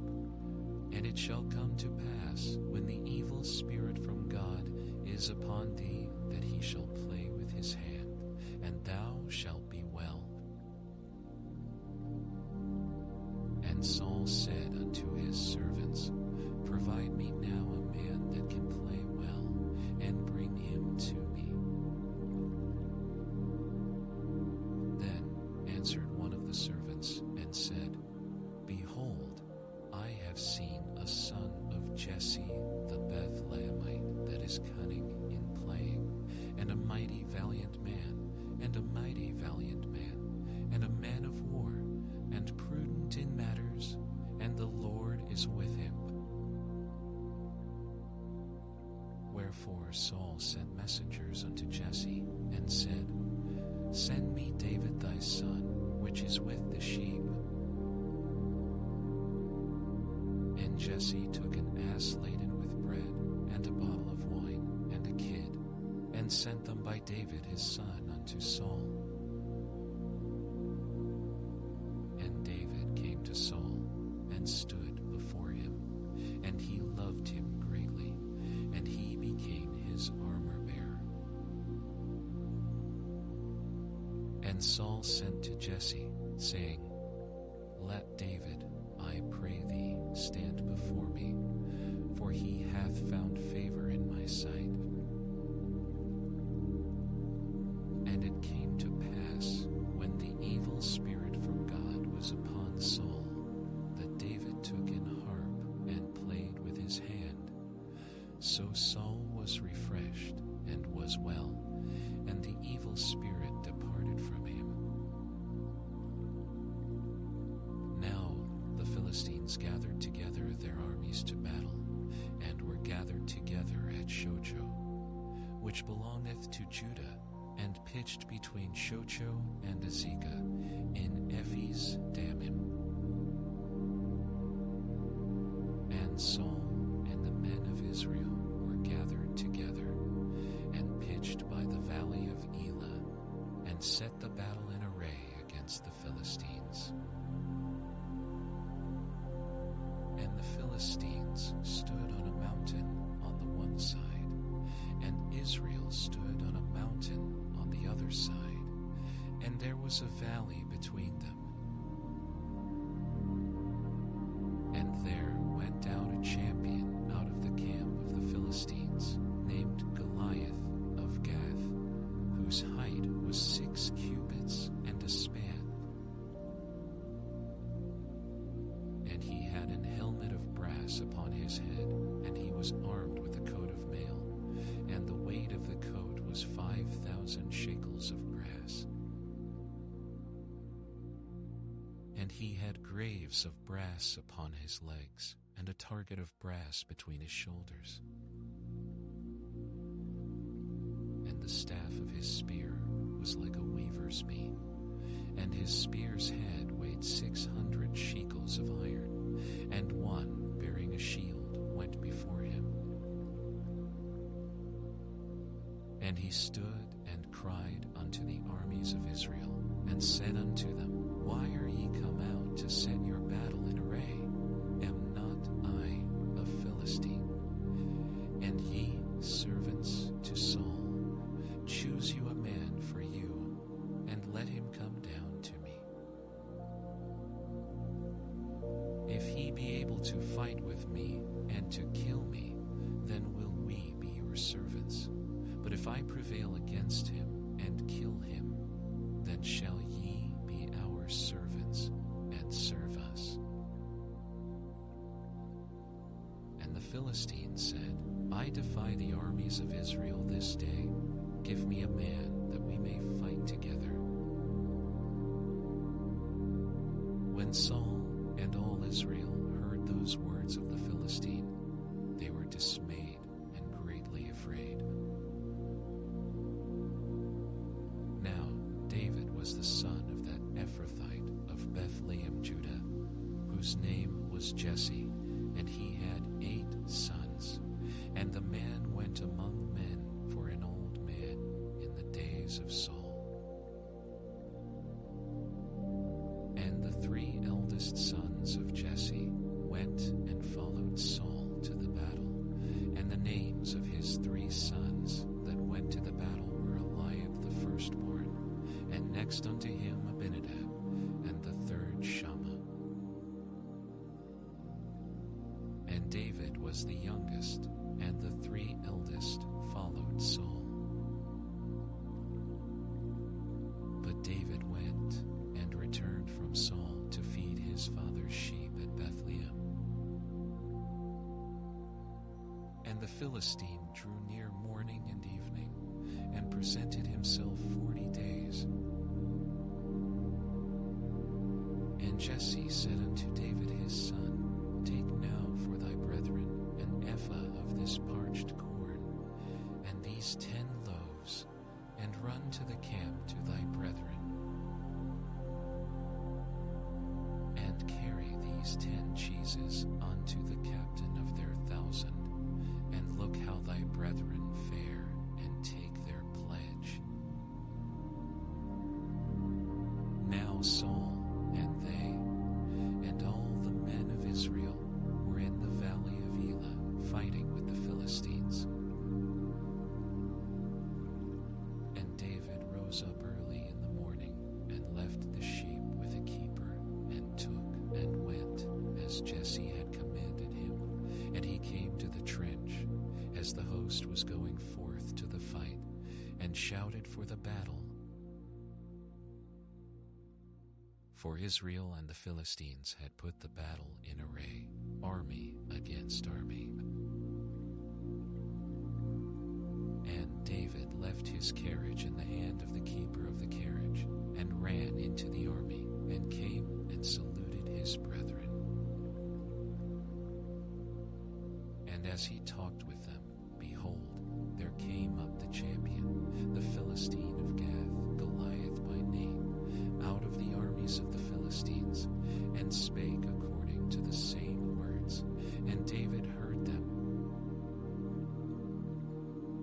And all the men of Israel, when they saw the man, fled from him, and were sore afraid.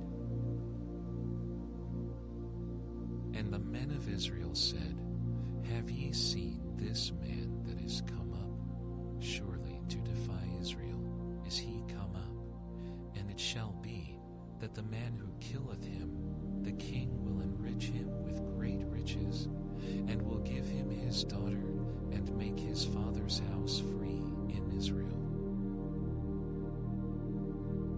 And David spake to the men that stood by him, saying, What shall be done to the man that killeth this Philistine, and taketh away the reproach from Israel?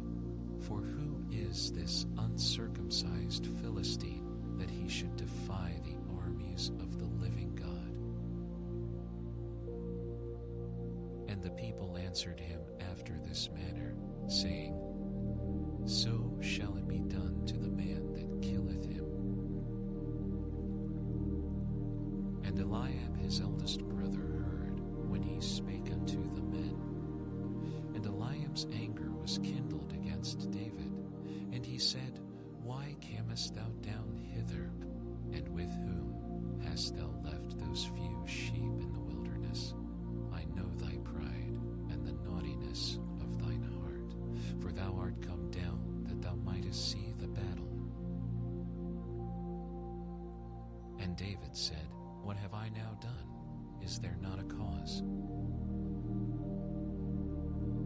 And he turned from him toward another, and spake after the same manner, and the people answered him again after the former manner. And when the words were heard which David spake, they rehearsed them before Saul, and he sent for him. And David said to Saul, Let no man's heart fail because of him. Thy servant will go and fight with this Philistine. And Saul said to David, Thou art not able to go against this Philistine to fight with him, for thou art but a youth, and he from his youth. And David said unto Saul, Thy servant kept his father's sheep, and there came a lion and a bear, and took a lamb out of the flock. And I went out after him, and smote him, and delivered it out of his mouth. And when he arose against me, I caught him by his beard, and smote him, and slew him. Thy servant slew both the lion and the bear, and this uncircumcised Philistine shall be as one of them, seeing he hath defied the armies of the living God. David said, moreover, The Lord that delivered me out of the paw of the lion, and out of the paw of the bear, he will deliver me out of the hand of this Philistine. And Saul said unto David, Go, and the Lord be with thee. And Saul armed David with his armor, and he put an helmet of brass upon his head. Also he armed him with a coat of mail. And David girded his sword upon his armor, and he essayed to go, for he had not proved it. And David said unto Saul, I cannot go with these, for I have not proved them. And David put them off him. And he took his staff in his hand, and chose him 5 smooth stones out of the brook, and put them in a shepherd's bag, which he had, even in a scrip, and his sling was in his hand, and he drew near to the Philistine. And the Philistine came on, and drew near unto David, and the man that bare the shield went before him. And when the Philistine looked about, and saw David, he disdained him, for he was but a youth, and ruddy, and of a fair countenance. And the Philistine said unto David, Am I a dog, that thou comest to me with staves? And the Philistine cursed David by his gods. And the Philistine said to David, Come to me, and I will give thy flesh unto the fowls of the air, and to the beasts of the field. Then said David to the Philistine, Thou comest to me with a sword, and with a spear, and with a shield, but I come to thee in the name of the Lord of hosts, the God of the armies of Israel, whom thou hast defied. This day will the Lord deliver thee into mine hand, and I will smite thee, and take thine head from thee, and I will give the carcasses of the host of the Philistines this day unto the fowls of the air, and to the wild beasts of the earth, that all the earth may know that there is a God in Israel. And all this assembly shall know that the Lord saveth not with sword and spear, for the battle is the Lord's, and he will give you into our hands. And it came to pass, when the Philistine arose, and came and drew nigh to meet David, that David hasted and ran toward the army to meet the Philistine. And David put his hand in his bag, and took thence a stone, and slang it, and smote the Philistine in his forehead, that the stone sunk into his forehead, and he fell upon his face to the earth. So David prevailed over the Philistine with a sling and with a stone, and smote the Philistine, and slew him. But there was no sword in the hand of David. Therefore David ran, and stood upon the Philistine, and took his sword, and drew it out of the sheath thereof, and slew him.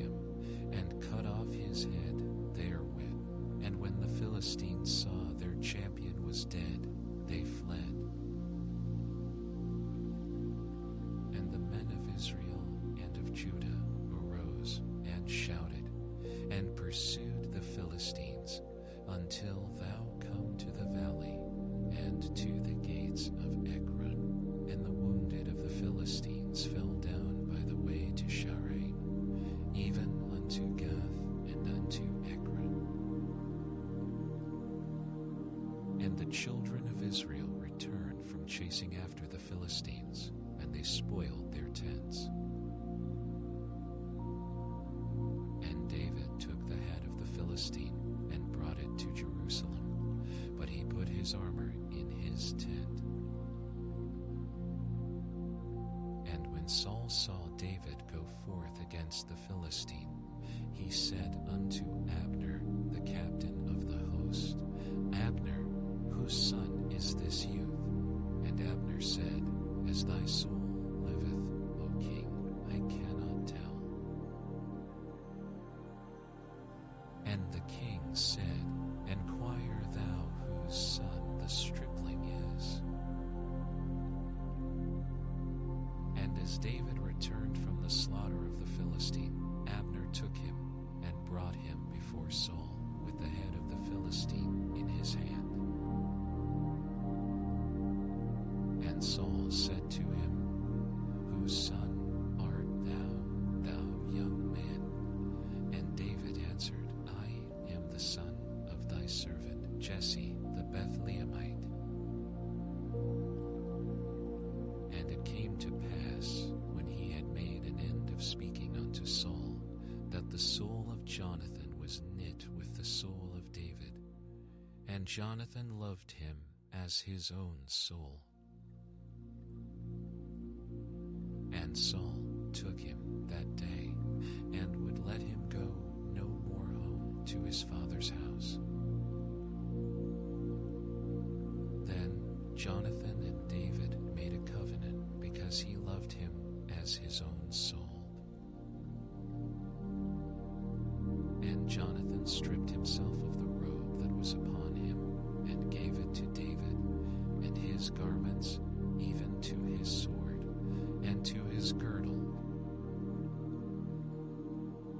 And David went out whithersoever Saul sent him, and behaved himself wisely. And Saul set him over the men of war, and he was accepted in the sight of all the people, and also in the sight of Saul's servants. And it came to pass as they came, when David was returned from the slaughter of the Philistine, that the women came out of all cities of Israel, singing and dancing to meet King Saul, with tabrets, with joy, and with instruments of music. And the women answered one another as they played, and said, Saul hath slain his thousands, and David his 10,000s. And Saul was very wroth, and the saying displeased him, and he said, They have ascribed unto David 10,000s, and to me they have ascribed but thousands. And what can he have more but the kingdom? And Saul eyed David from that day and forward. And it came to pass on the morrow that the evil spirit from God came upon Saul, and he prophesied in the midst of the house, and David played with his hand, and there was a javelin in Saul's hand. And Saul cast the javelin, for he said, I will smite David even to the wall with it. And David avoided out of his presence twice. And Saul was afraid of David, because the Lord was with him, and was departed from Saul. Therefore Saul removed him from him, and made him his captain over 1,000, and he went out and came in before the people. And David behaved himself wisely in all his ways, and the Lord was with him. Wherefore, when Saul saw that he behaved himself very wisely, he was afraid of him. But all Israel and Judah loved David because he went out and came in before them. And Saul said to David, "Behold, my elder daughter Merab. Her will I give thee to wife. Only be thou valiant for me, and fight the Lord's battles." For Saul said, "Let not mine hand be upon him, but let the hand of the Philistines be upon him." And David said unto Saul, "Who am I, and what is my life, or my father's family in Israel, that I should be son-in-law to the king?" But it came to pass at the time when Merab Saul's daughter should have been given to David, that she was given unto Adriel the Meholathite to wife. And Michal Saul's daughter loved David, and they told Saul, and the thing pleased him. And Saul said, "I will give him her, that she may be a snare to him, and that the hand of the Philistines may be against him." Wherefore Saul said to David, "Thou shalt this day be my son-in-law in the one of the twain." And Saul commanded his servants, saying, "Commune with David secretly, and say, Behold, the king hath delight in thee, and all his servants love thee. Now therefore be the king's son-in-law." And Saul's servants spake those words in the ears of David. And David said, "Seemeth it to you a light thing to be a king's son-in-law, seeing that I am a poor man, and lightly esteemed?" And the servants of Saul told him, saying, "On this manner spake David." And Saul said, "Thus shall ye say to David, The king desireth not any dowry, but 100 foreskins of the Philistines, to be avenged of the king's enemies." But Saul thought to make David fall by the hand of the Philistines. And when his servants told David these words, it pleased David well to be the king's son-in-law, and the days were not expired. Wherefore David arose and went, he and his men, and slew of the Philistines 200 men. And David brought their foreskins, and they gave them in full tale to the king, that he might be the king's son-in-law. And Saul gave him Michal his daughter to wife. And Saul saw and knew that the Lord was with David, and that Michal Saul's daughter loved him. And Saul was yet the more afraid of David, and Saul became David's enemy continually. Then the princes of the Philistines went forth, and it came to pass, after they went forth, that David behaved himself more wisely than all the servants of Saul, so that his name was much set by. And Saul spake to Jonathan his son, and to all his servants, that they should kill David. But Jonathan Saul's son delighted much in David, and Jonathan told David, saying, Saul my father seeketh to kill thee.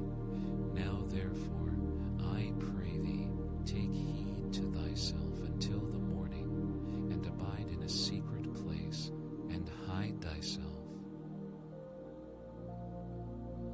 And I will go out and stand beside my father in the field where thou art, and I will commune with my father of thee, and what I see, that I will tell thee.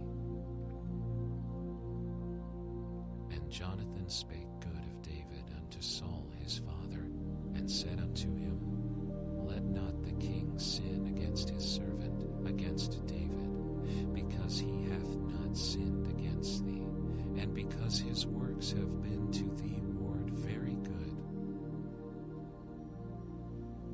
For he did put his life in his hand, and slew the Philistine, and the Lord wrought a great salvation for all Israel. And Saul hearkened unto the voice of Jonathan, and Saul sware, As the Lord liveth, he shall not be slain. And Jonathan called David, and Jonathan shewed him all those things.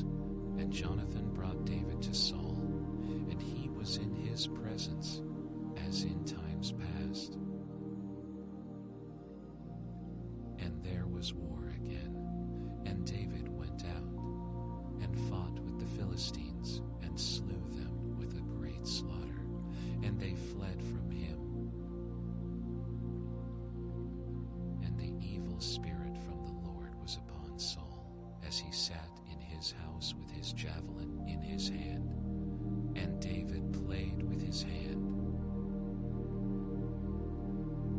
And Saul sought to smite David even to the wall with the javelin, but he slipped away out of Saul's presence, and he smote the javelin into the wall, and David fled and escaped that night. Saul also sent messengers unto David's house to watch him and to slay him in the morning. And Michal, David's wife, told him, saying, If thou save not thy life tonight, tomorrow thou shalt be slain. So Michal let David down through a window, and he went and fled and escaped. And Michal took an image and laid it in the bed, and put a pillow of goat's hair for his bolster, and covered it with a cloth. And when Saul sent messengers to take David, she said, He is sick. And Saul sent the messengers again to see David, saying, Bring him up to me in the bed, that I may slay him. And when the messengers were come in, behold, there was an image in the bed, with a pillow of goat's hair for his bolster. And Saul said unto Michal, Why hast thou deceived me so, and sent away mine enemy, that he is escaped? And Michal answered Saul, He said unto me, Let me go. Why should I kill thee?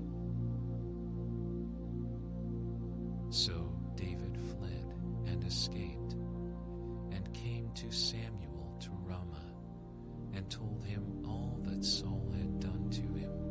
And he and Samuel went and dwelt in Naioth. And it was told Saul, saying, Behold, David is at Naioth in Ramah. And Saul sent messengers to take David. And when they saw the company of the prophets prophesying, and Samuel standing as appointed over them, the Spirit of God was upon the messengers of Saul, and they also prophesied. And when it was told Saul, he sent other messengers, and they prophesied likewise. And Saul sent messengers again the third time, and they prophesied also. Then went he also to Ramah, and came to a great well that is in Sechu. And he asked and said, Where are Samuel and David? And one said, Behold, they be at Naioth in Ramah. And he went thither to Naioth in Ramah, and the Spirit of God was upon him also. And he went on and prophesied until he came to Naioth in Ramah. And he stripped off his clothes also, and prophesied before Samuel in like manner, and lay down naked all that day and all that night. Wherefore they say, Is Saul also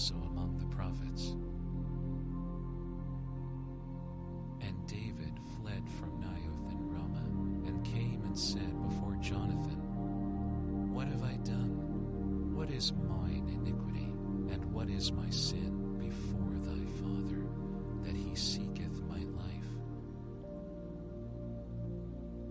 And he said unto him, God forbid. Thou shalt not die. Behold, my Father will do nothing, either great or small, but that he will shew it me. And why should my Father hide this thing from me? It is not so.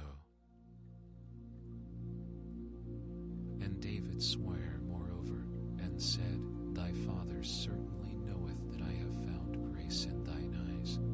And he saith, Let not Jonathan know this, lest he be grieved.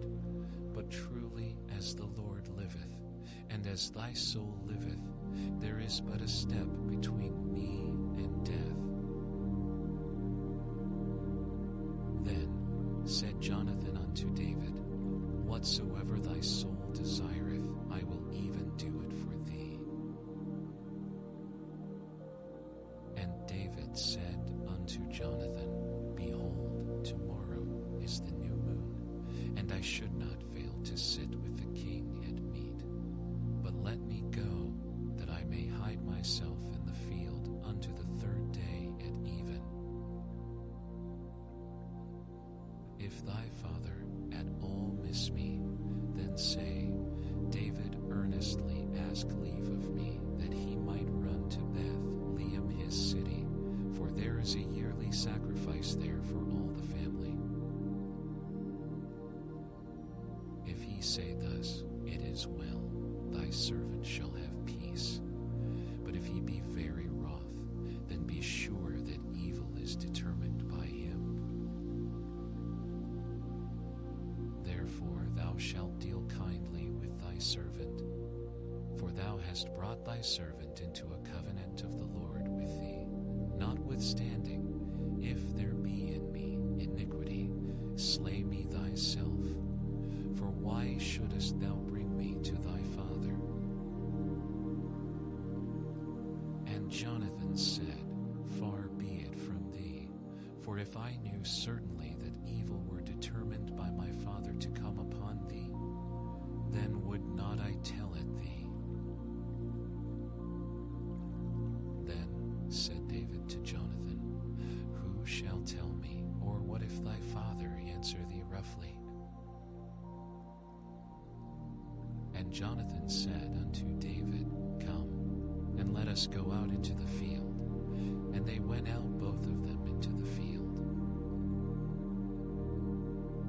And Jonathan said unto David, O Lord God of Israel, when I have sounded my father about tomorrow any time, or the third day, and behold, if there be good toward David, and I then send not unto thee, and shew it thee,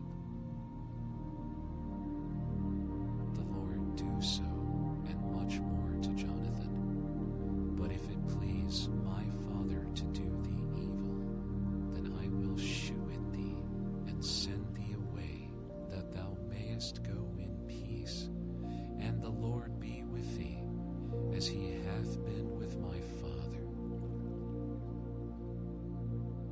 And thou shalt not only while yet I live shew me the kindness of the Lord, that I die not. But also thou shalt not cut off thy kindness from my house forever. No, not when the Lord hath cut off the enemies of David, everyone from the face of the earth. So Jonathan made a covenant with the house of David, saying, Let the Lord even require it at the hand of David's enemies. And Jonathan caused David to swear again, because he loved him, for he loved him as he loved his own soul. Then Jonathan said to David, Tomorrow is the new moon, and thou shalt be missed, because thy seat will be empty.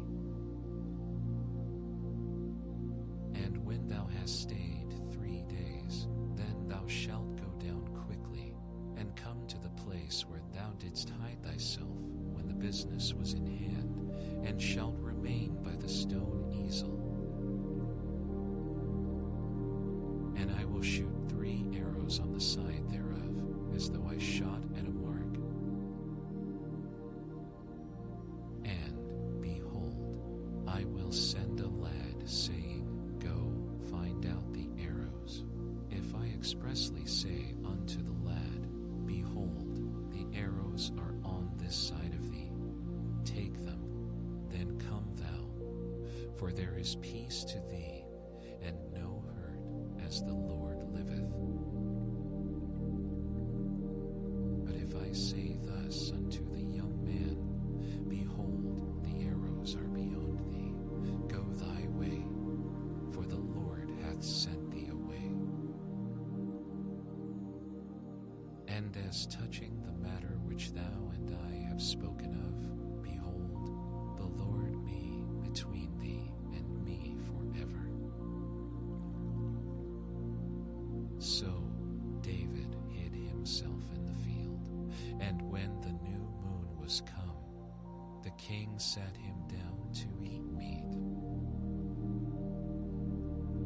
And the king sat upon his seat, as at other times, even upon a seat by the wall. And Jonathan arose, and Abner sat by Saul's side, and David's place was empty. Nevertheless, Saul spake not anything that day, for he thought, Something hath befallen him, he is not clean. And it came to pass on the morrow, which was the 2nd day of the month, that David's place was empty. And Saul said unto Jonathan his son, Wherefore cometh not the son of Jesse to meat, neither yesterday nor today?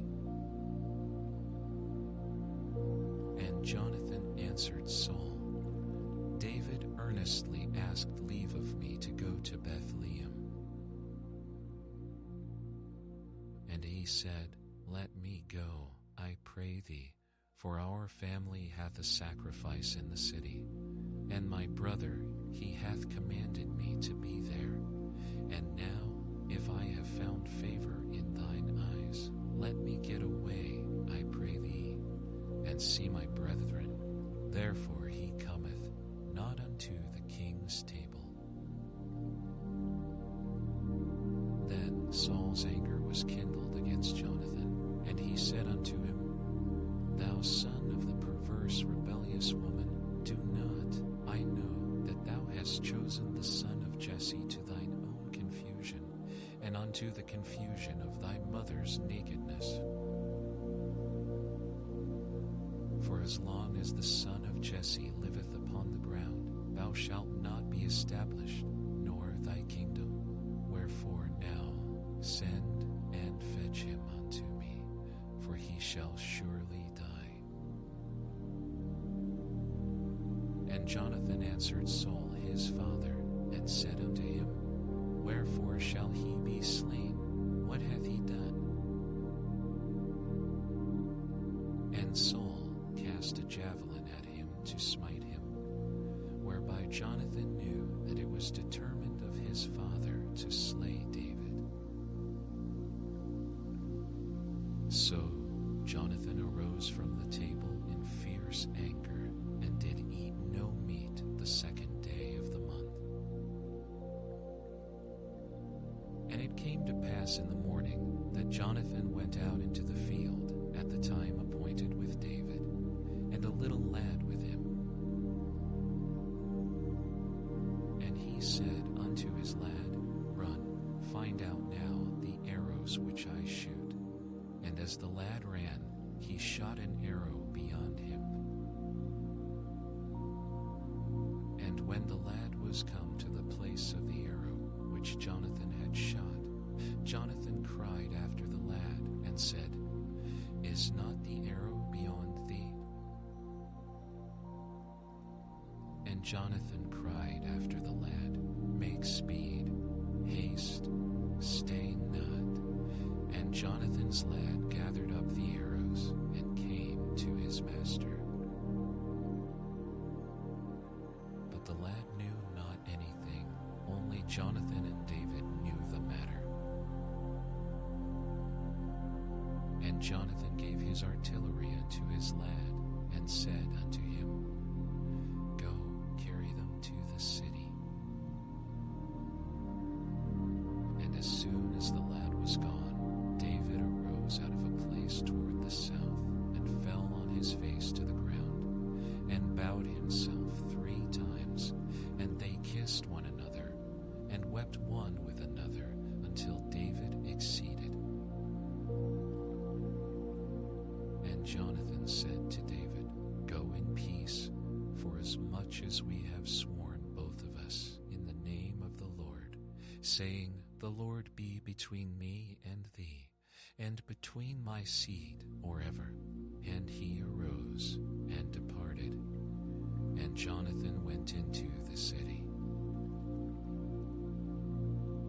Then came David to Nob to Ahimelech the priest, and Ahimelech was afraid at the meeting of David, and said unto him, Why art thou alone, and no man with thee?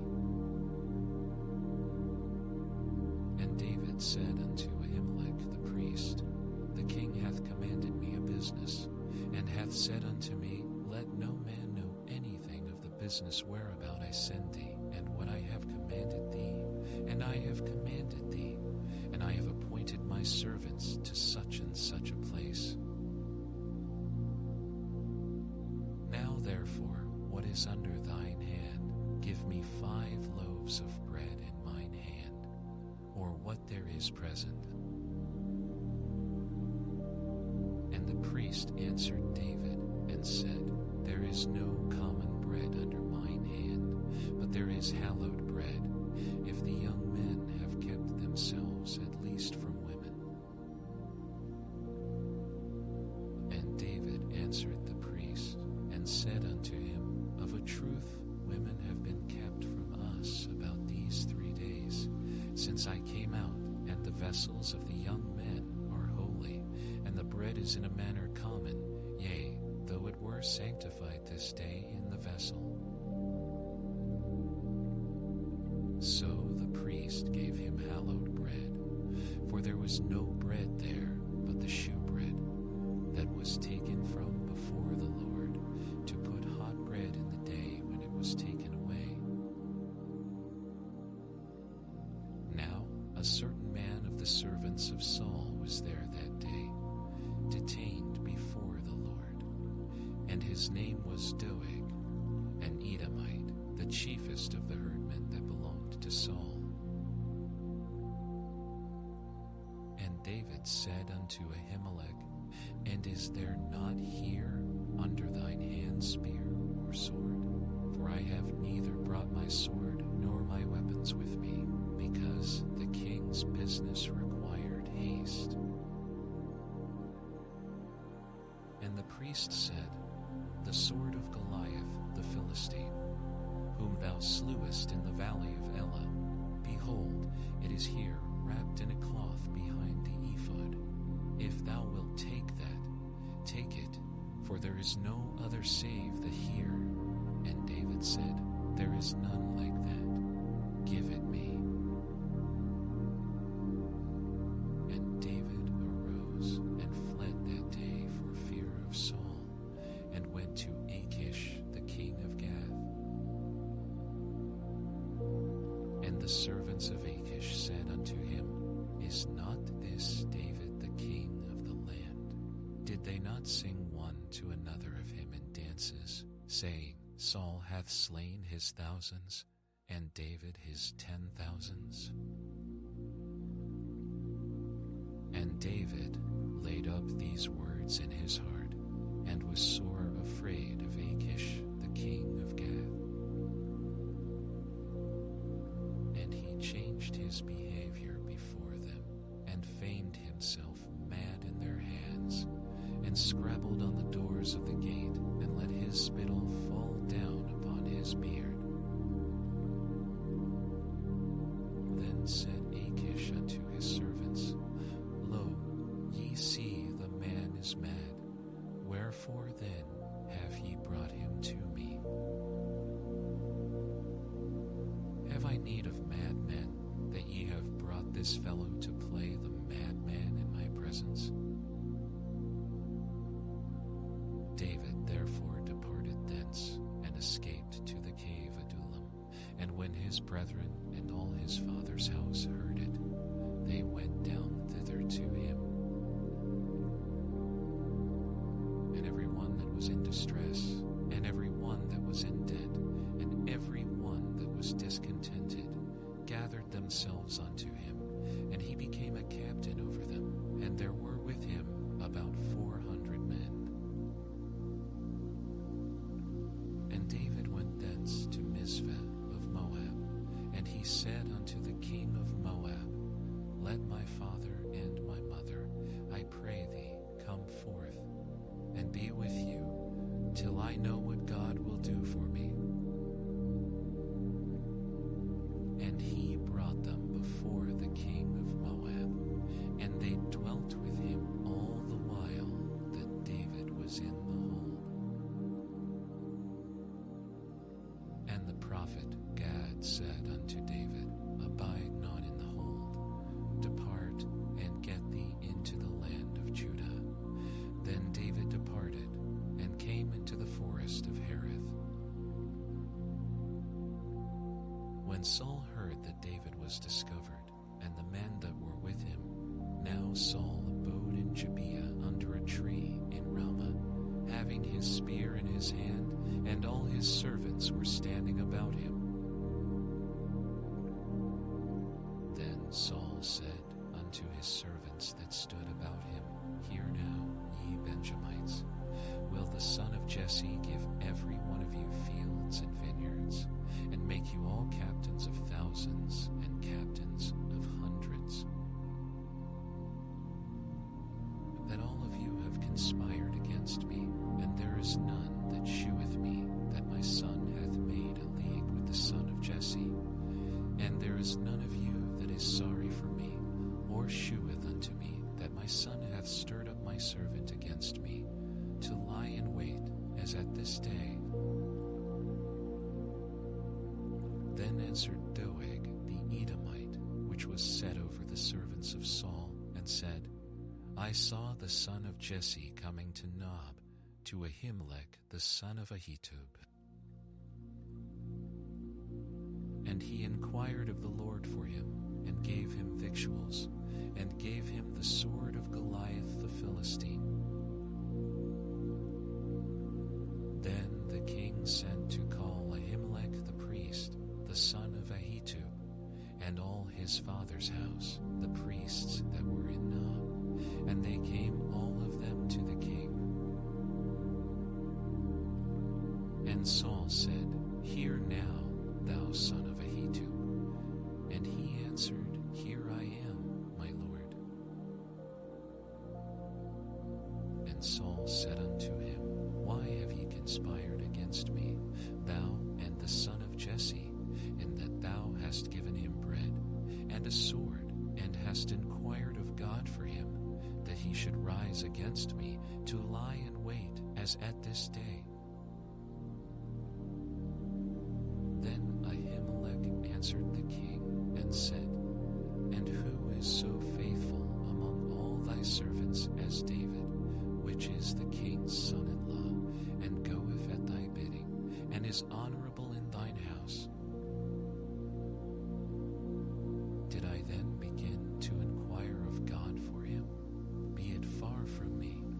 Let not the king impute anything unto his servant, nor to all the house of my father, for thy servant knew nothing of all this, less or more. And the king said, Thou shalt surely die, Ahimelech, thou and all thy father's house. And the king said unto the footmen that stood about him, Turn, and slay the priests of the Lord, because their hand also is with David, and because they knew when he fled, and did not shew it to me. But the servants of the king would not put forth their hand to fall upon the priests of the Lord. And the king said to Doeg, Turn thou, and fall upon the priests. And Doeg the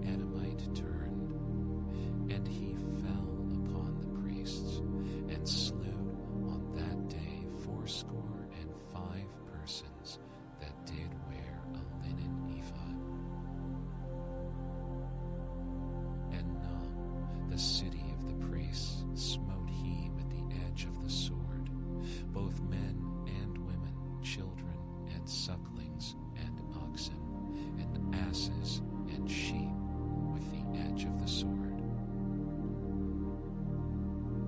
And one of the sons of Ahimelech, the son of Ahitub, named Abiathar, escaped and fled after David. And Abiathar shewed David that Saul had slain the Lord's priests. And David said unto Abiathar, I knew it that day, when Doeg the Edomite was there, that he would surely tell Saul, I have occasioned the death of all the persons of thy father's house. Abide thou with me, fear not, for he that seeketh my life seeketh thy life, but with me thou shalt be in safeguard. Then they told David, saying, Behold, the Philistines fight against Keilah, and they rob the threshing floors. Therefore David inquired of the Lord, saying, Shall I go and smite these Philistines? And the Lord said unto David, Go and smite the Philistines, and save Keilah. And David's men said unto him, Behold, we be afraid here in Judah. How much more then, if we come to Keilah against the armies of the Philistines?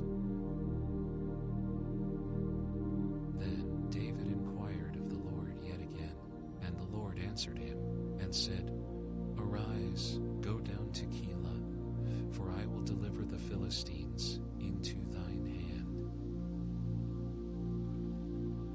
So David and his men went to Keilah, and fought with the Philistines, and brought away their cattle, and smote them with a great slaughter. So David saved the inhabitants of Keilah. And it came to pass, when Abiathar the son of Ahimelech fled to David to Keilah, that he came down with an ephod in his hand.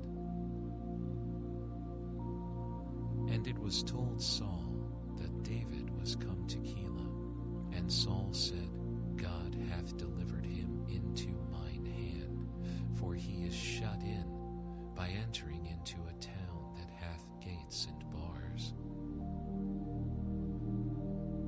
And Saul called all the people together to war, to go down to Keilah, to besiege David and his men. And David knew that Saul secretly practiced mischief against him, and he said to Abiathar the priest, Bring hither the ephod. Then said David, O Lord God of Israel, thy servant hath certainly heard that Saul seeketh to come to Keilah, to destroy the city for my sake. Will the men of Keilah deliver me up into his hand? Will Saul come down, as thy servant hath heard? O Lord God of Israel, I beseech thee, tell thy servant. And the Lord said, He will come down. Then said David, Will the men of Keilah deliver me and my men into the hand of Saul? And the Lord said, They will deliver thee up. Then David and his men, which were about 600, arose and departed out of Keilah, and went whithersoever they could go. And it was told Saul that David was escaped from Keilah, and he forbare to go forth.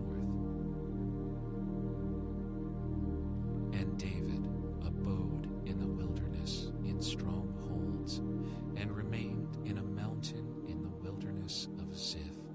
And Saul sought him every day, but God delivered him not into his hand. And David saw that Saul was come out to seek his life, and David was in the wilderness of Ziph in a wood.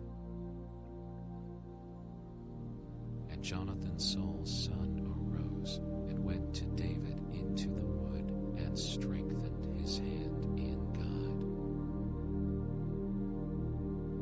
And he said unto him, Fear not, for the hand of Saul my father shall not find thee, and thou shalt be king over Israel, and I shall be next unto thee, and that also Saul my father knoweth. And they two made a covenant before the Lord, and David abode in the wood, and Jonathan went to his house. Then came up the Ziphites to Saul to Gibeah, saying, Doth not David hide himself with us in strongholds in the wood, in the hill of Hachilah, which is on the south of Jeshimon?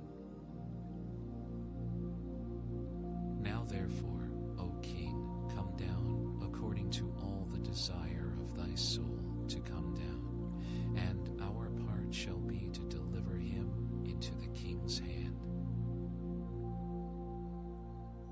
And Saul said, Blessed be ye of the Lord, for ye have compassion on me. Go, I pray you, prepare yet, and know, and see his place where his haunt is, and who hath seen him there.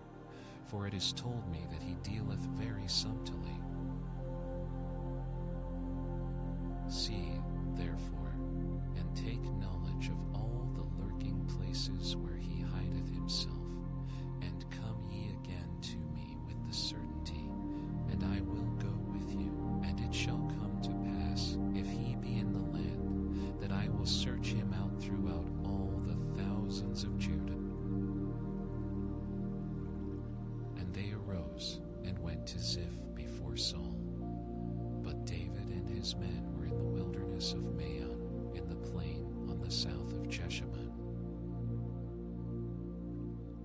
Saul also and his men went to seek him, and they told David, wherefore he came down into a rock and abode in the wilderness of Maon. And when Saul heard that, he pursued after David in the wilderness of Maon. And Saul went on this side of the mountain, and David and his men on that side of the mountain. And David made haste to get away for fear of Saul, for Saul and his men compassed David and his men round about to take them. But there came a messenger unto Saul, saying, Haste thee and come, for the Philistines have invaded the land.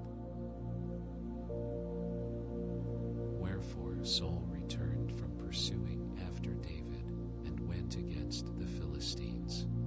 Therefore they called that place Selah Hamalekath. And David went up from thence, and dwelt in strongholds at En-Gedi. And it came to pass, when Saul was returned from following the Philistines, that it was told him, saying, Behold, David is in the wilderness of En-Gedi. Then Saul took 3,000 chosen men out of all Israel, and went to seek David and his men upon the rocks of the wild goats. And he came to the sheepgoats by the way, where was a cave, and Saul went in to cover his feet, and David and his men remained in the sides of the cave. And the men of David said unto him, Behold, the day of which the Lord said unto thee, Behold, I will deliver thine enemy into thine hand, that thou mayest do to him as it shall seem good unto thee. Then David arose, and cut off the skirt of Saul's robe privily. And it came to pass afterward that David's heart smote him, because he had cut off Saul's skirt. And he said unto his men, The Lord forbid that I should do this thing unto my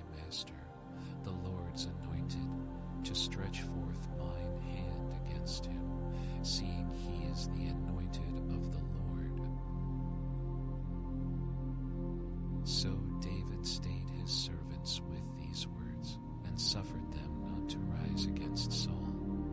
But Saul rose up out of the cave, and went on his way. David also arose afterward, and went out of the cave, and cried after Saul, saying, My Lord the king. And when Saul looked behind him, David stooped with his face to the earth, and bowed himself. And David said to Saul, Wherefore hearest thou men's words, saying, Behold, David seeketh thy hurt? Behold, this day thine eyes have seen how that the Lord had delivered thee today into mine hand in the cave, and some bade me kill thee. But mine eyes spared thee, and I said, I will not put forth mine hand against my Lord, for he is the Lord's anointed. Moreover, my father, see the skirt of thy robe in my hand, for in that I cut off the skirt of thy robe, and killed thee not, know thou, and see that there is neither evil nor transgression in mine hand, and I have not sinned against thee. Yet thou huntest my soul to take it. The Lord judge between me and thee, and the Lord avenge me, but mine hand shall not be upon thee. As saith the proverb of the ancients, wickedness proceedeth from the wicked, but mine hand shall not be upon thee. After whom is the king of Israel come out? After whom dost thou pursue? After a dead dog, after a flea.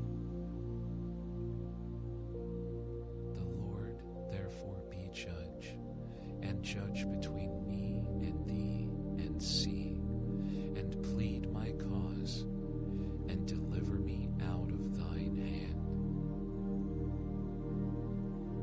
And it came to pass, when David had made an end of speaking these words unto Saul, that Saul said, Is this thy voice, my son David?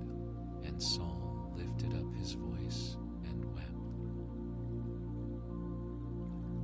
And he said to David, Thou art more righteous than I, for thou hast rewarded me good, whereas I have rewarded thee evil. And thou hast shewed this day how that thou hast dealt well with me, forasmuch as when the Lord had delivered me into thine hand, thou killedst me not. For if a man find his enemy, will he let him go well away? Wherefore the Lord reward thee good for that thou hast done unto me this day. And now, behold, I know well that thou shalt surely be king, and that the kingdom of Israel shall be established in thine hand. Swear now, therefore, unto me by the Lord, that thou wilt not cut off my seed after me, and that thou wilt not destroy my name out of my father's house. And David swore unto Saul, and Saul went home. But David and his men gat them up unto the hold. And Samuel died, and all the Israelites were gathered together, and lamented him, and buried him in his house at Ramah.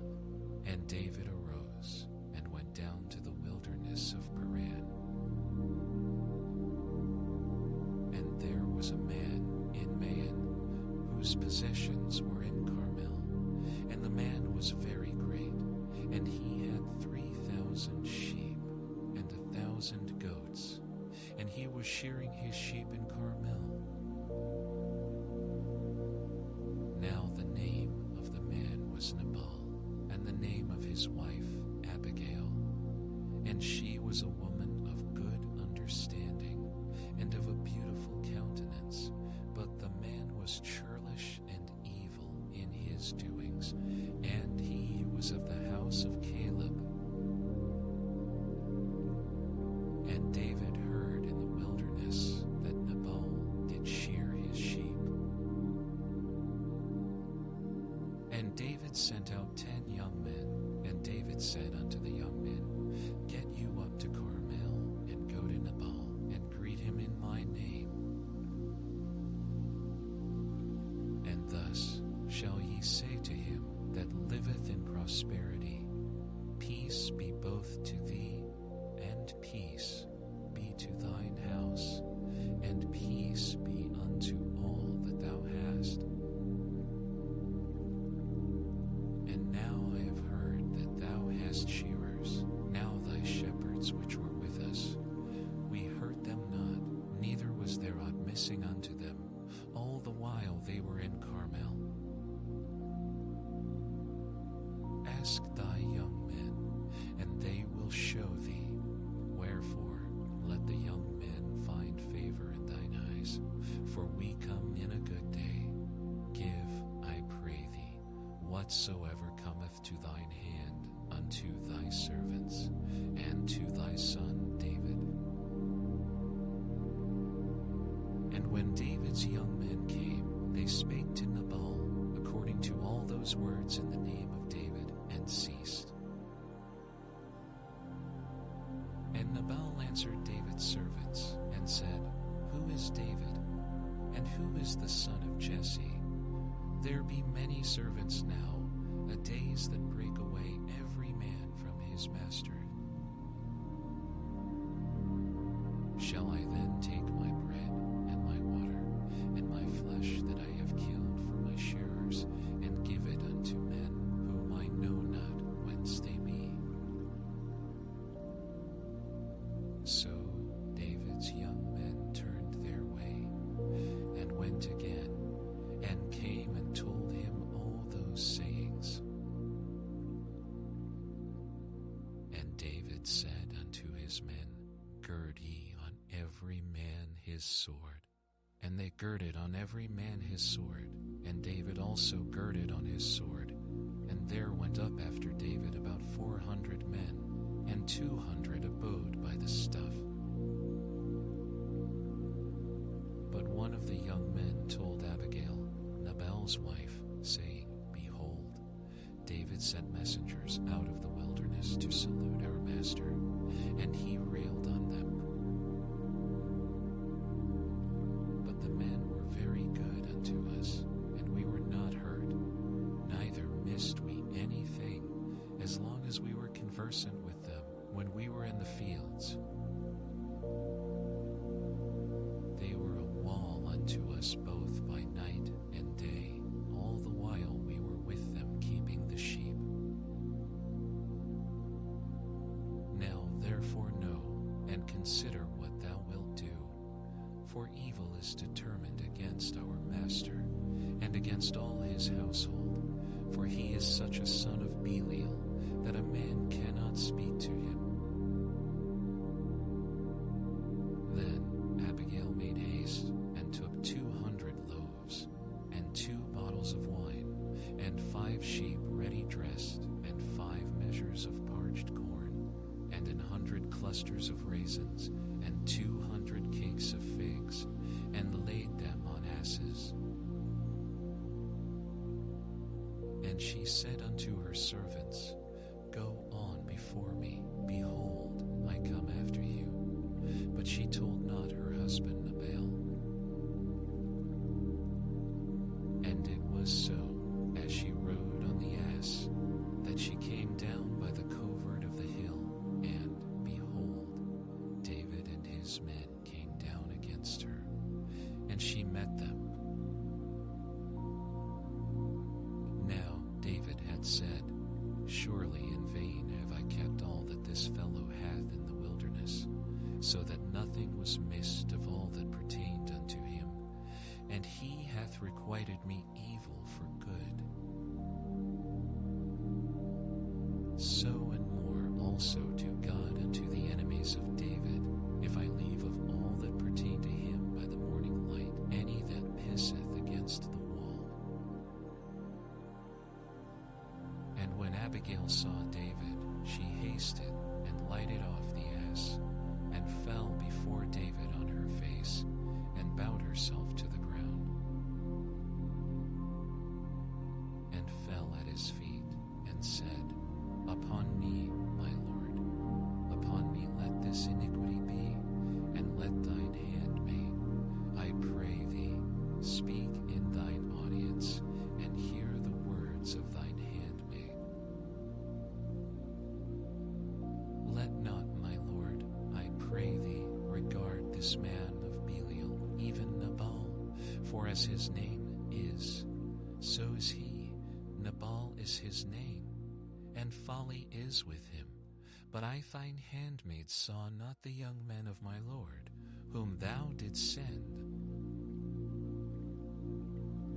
Now therefore, my Lord, as the Lord liveth, and as thy soul liveth, seeing the Lord hath withholden thee from coming to shed blood, and from avenging thyself with thine own hand. And now this blessing, which thine handmaid hath brought unto my Lord, let it even be given unto the young men that follow my Lord. I pray thee, forgive the trespass of thine handmaid, for the Lord will certainly make my Lord a sure house, because my Lord fighteth the battles of the Lord, and evil hath not been found in thee all thy days. Yet a man is risen to pursue thee, and to seek thy soul, but the soul of my Lord shall be bound in the bundle of life with the Lord thy God, and the souls of thine enemies, them shall he sling out, as out of the middle of a sling. And it shall come to pass, when the Lord shall have done to my Lord, according to all the good that he hath spoken concerning thee, and shall have appointed thee ruler over Israel, that this shall be no grief unto thee, nor offense of heart unto my Lord, either that thou hast shed blood causeless, or that my Lord hath avenged himself. But when the Lord shall have dealt well with my Lord, then remember thine handmaid. And David said to Abigail, Blessed be the Lord God of Israel, which sent thee this day to meet me. And blessed be thy advice, and blessed be thou, which hast kept me this day from coming to shed blood, and from avenging myself with mine own hand. For in very deed, as the Lord God of Israel liveth, which hath kept me back from hurting thee, except thou hadst hasted and come to meet me, surely there had not been left unto Nabal by the morning light any that pisseth against the wall. So David received of her hand that which she had brought him, and said unto her, Go up in peace to thine house. See, I have hearkened to thy voice, and have accepted thy person. And Abigail came to Nabal, and behold, he held a feast in his house, like the feast of a king, and Nabal's heart was merry within him, for he was very drunken, wherefore she told him nothing, less or more, until the morning light. But it came to pass in the morning, when the wine was gone out of Nabal, and his wife had told him these things, that his heart died within him, and he became as a stone. And it came to pass about 10 days after, that the Lord smote Nabal, that he died. And when David heard that Nabal was dead, he said, Blessed be the Lord, that hath pleaded the cause of my reproach from the hand of Nabal, and hath kept his servant from evil, For the Lord hath returned the wickedness of Nabal upon his own head. And David sent and communed with Abigail to take her to him to wife. And when the servants of David were come to Abigail to Carmel, they spake unto her, saying, David sent us unto thee to take thee to him to wife. And she arose and bowed herself on her face to the earth, and said, Behold, let thine handmaid be a servant to wash the feet of the servants of my Lord. And Abigail hasted and arose, and rode upon an ass with 5 damsels of hers that went after her. And she went after the messengers of David, and became his wife. David also took Ahinoam of Jezreel, and they were also both of them his wives.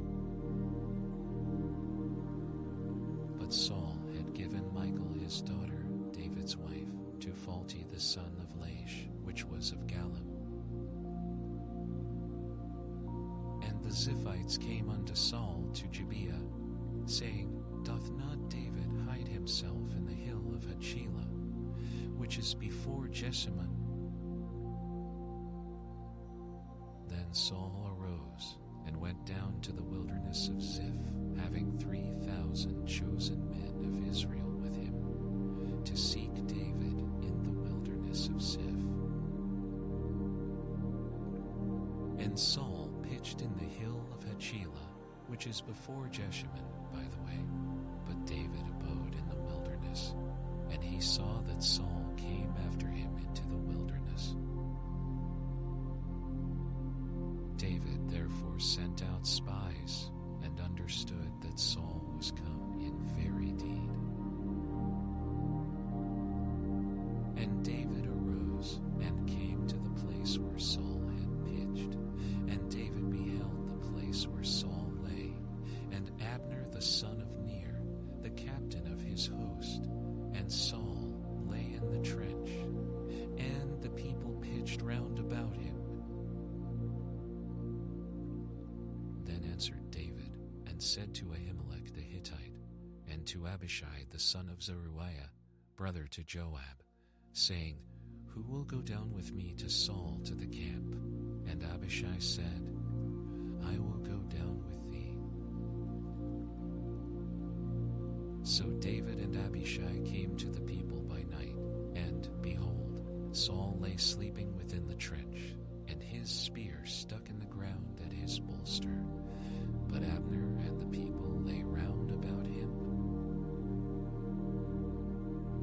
Then said Abishai to David, God hath delivered thine enemy into thine hand this day. Now therefore let me smite him, I pray thee, with the spear even to the earth at once, and I will not smite him the second time.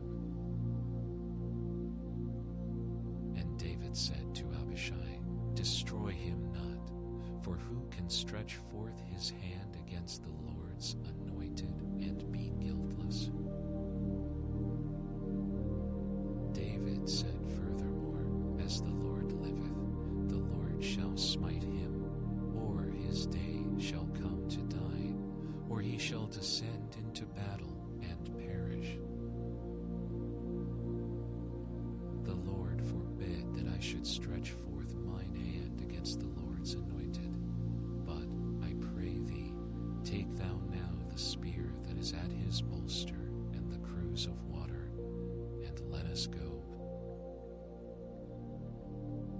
So David took the spear and the cruse of water from Saul's bolster, and they gat them away, and no man saw it, nor knew it, neither awaked. Then David went over to the other side, and stood on the top of an hill afar off, a great space being between them. And David cried to the people, and to Abner the son of Ner, saying, Answerest thou not, Abner? Then Then Abner answered and said, Who art thou that criest to the king? And David said to Abner, Art not thou a valiant man? And who is like to thee in Israel? Wherefore then hast thou not kept thy lord the king? For there came one of the people in to destroy the king thy lord. This thing is not good that thou hast done. As the Lord liveth, ye are worthy to die, because ye have not kept your master, the Lord's anointed. And now see where the king's spear is, and the cruse of water that was at his bolster. And Saul knew David's voice, and said, Is this thy voice, my son David? And David said, It is my voice, my lord, O king.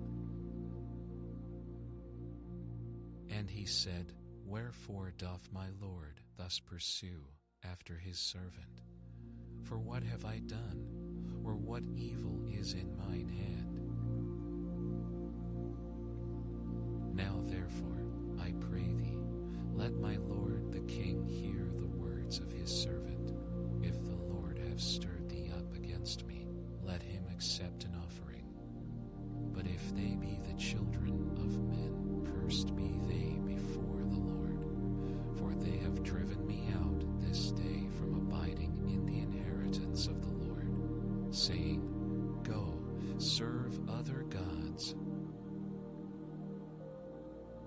Now, therefore, let not my blood fall to the earth before the face of the Lord, for the king of Israel is come out to seek a flea, as when one doth hunt a partridge in the mountains. Then said Saul, I have sinned. Return my son David, for I will no more do thee harm, because my soul was precious in thine eyes this day. Behold, I have played the fool, and have erred exceedingly. And David answered and said, Behold the king's spear, and let one of the young men come over and fetch it. The Lord render to every man his righteousness and his faithfulness. For the Lord delivered thee into my hand today, but I would not stretch forth mine hand against the Lord's anointed. And, behold, as thy life was much set by this day in mine eyes, so let my life be much set by in the eyes of the Lord, and let him deliver me out of all tribulation. Then Saul said to David, Blessed be thou, my son David. Thou shalt both do great things, and also shalt still prevail. So David went on his way, and Saul returned to his place. And David said in his heart, I shall now perish one day by the hand of Saul. There is nothing better for me than that I should speedily escape into the land of the Philistines, and Saul shall despair of me to seek me any more in any coast of Israel. And David arose, and he passed over with the 600 men that were with him unto Achish, the son of Maoch, king of Gath. And David dwelt with Achish at Gath, he and his men, every man with his household, even David with his 2 wives, Ahinoam the Jezreelitess, and Abigail the Carmelitess, Nabal's wife. And it was told Saul that David was fled to Gath, and he sought no more again for him. And David said unto Achish, If I have now found grace in thine eyes, let them give me a place in some town in the country, that I may dwell there. For why should thy servant dwell in the royal city with thee?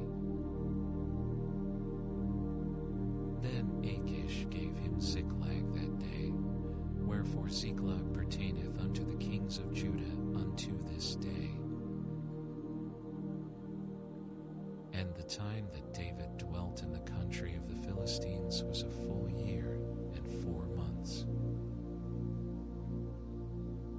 And David and his men went up and invaded the Geshurites and the Gezrites and the Gezrites, for those nations were of old the inhabitants of the land, as thou goest to Shur, even unto the land of Egypt. And David smote the land, and left neither man nor woman alive, and took away the sheep, and the oxen, and the asses, and the asses, and the apparel, and returned, and came to Achish. And Achish said, Whither have ye made a road today? And David said, Against the south of Judah, and against the south of the Jerahmeelites, and against the south of the Kenites. And David saved neither man nor woman alive, to bring tidings to Gath, saying, Lest they should tell on us, saying, So did David, and so will be his manner all the while he dwelleth in the country of the Philistines. And Achish believed David, saying, He hath made his people Israel utterly to abhor him. Therefore he shall be my servant forever. And it came to pass in those days that the Philistines gathered their armies together for warfare, to fight with Israel. And Achish said unto David, Know thou assuredly that thou shalt go out with me to battle, thou and thy men. And David said to Achish, Surely thou shalt know what thy servant can do. And Achish said to David, Therefore will I make thee keeper of mine head forever. Now Samuel was dead, and all Israel had lamented him, and buried him in Ramah, even in his own city. And Saul had put away those that had familiar spirits, and the wizards out of the land.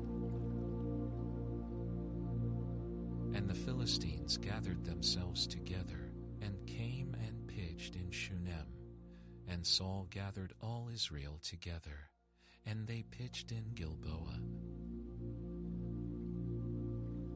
And when Saul saw the host of the Philistines, he was afraid, and his heart greatly trembled.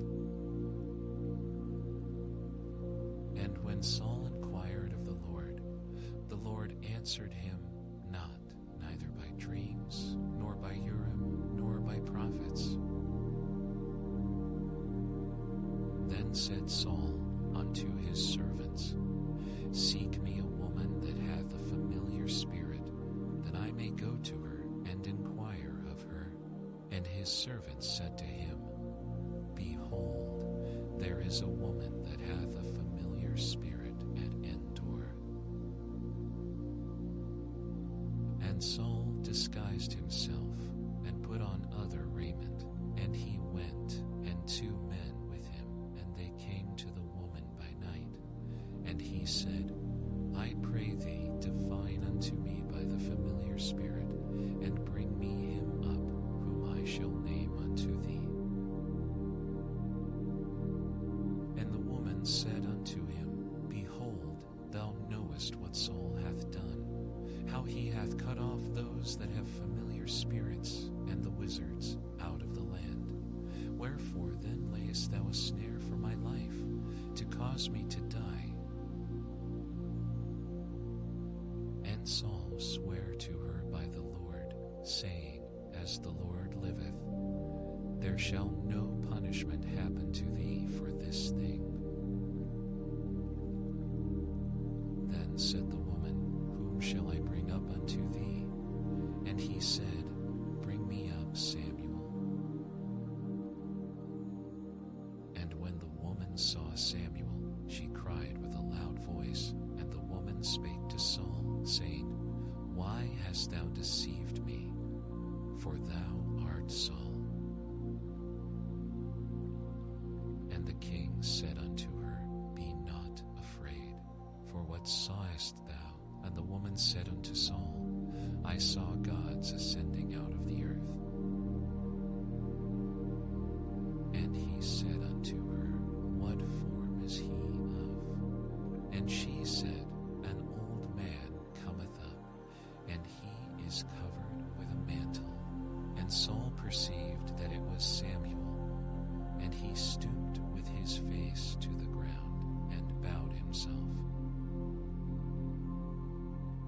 And Samuel said to Saul, Why hast thou disquieted me to bring me up? And Saul answered, I am sore distressed, for the Philistines make war against me, and God is departed from me, and answereth me no more, neither by prophets nor by dreams.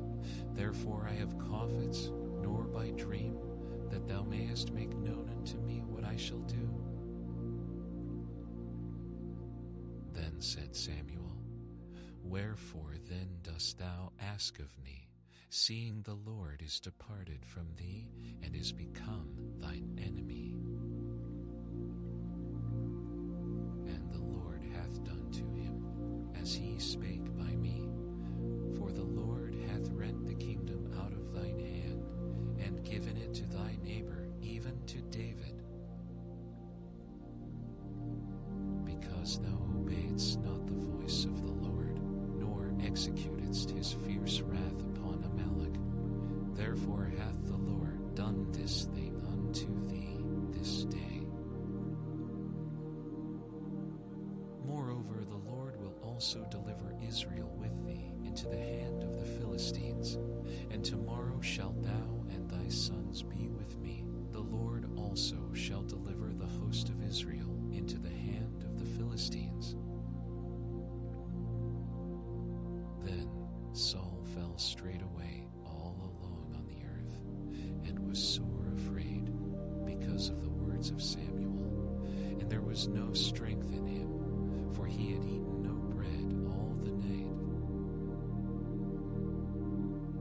And the woman came unto Saul, and saw that he was sore troubled, and said unto him, Behold, thine handmaid hath obeyed thy voice, and I have put my life in my hand, and have hearkened unto thy words, which thou spakest unto me.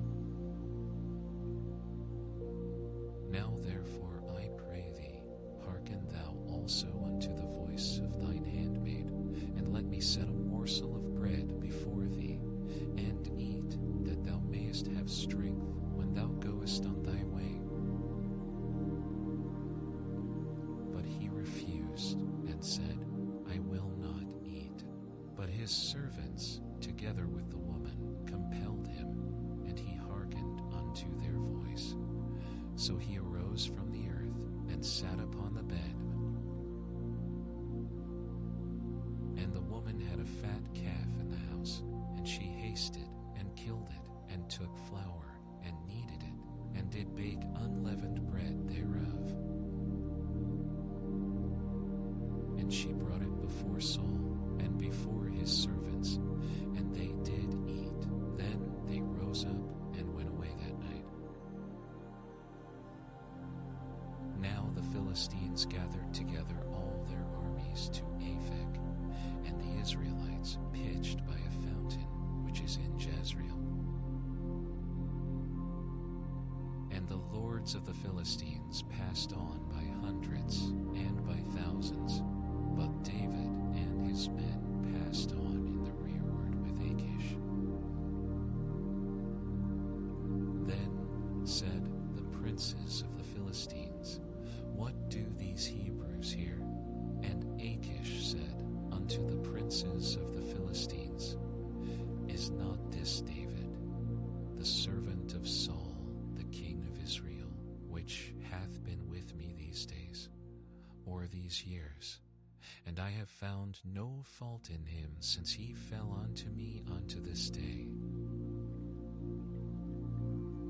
And the princes of the Philistines were wroth with And the princes of the Philistines said unto him, Make this fellow return, that he may go again to his place, which thou hast appointed him, and let him not go down with us to battle, lest in the battle he be an adversary to us, unto his master, should it not be with the heads of these men? Is not this David, of whom they sang one to another in dances, saying, Saul slew his thousands, and David his 10,000s? Then Achish called David, and said unto him, Surely, as the Lord liveth, thou hast been upright, and thy going out, and thy going in with me, and thy coming in with me in the host, is good in my sight, for I have not found evil in thee since the day of thy to me unto this day. Not wherefore now return, and go in peace, that thou displease not the lords of the Philistines. And David said unto Achish, But what have I done? And what hast thou found in thy servant, so long as I have been with thee unto this day, that I may not go fight against the enemies of my lord the king? And Achish answered and said to David, I know that thou art good in my sight, as an angel of God. Notwithstanding the princes of the Philistines have said, He shall not go up with us to the battle. Wherefore now rise up early in the morning with thy master's servants that are come with thee, and as soon as ye be up early in the morning, and have light, depart.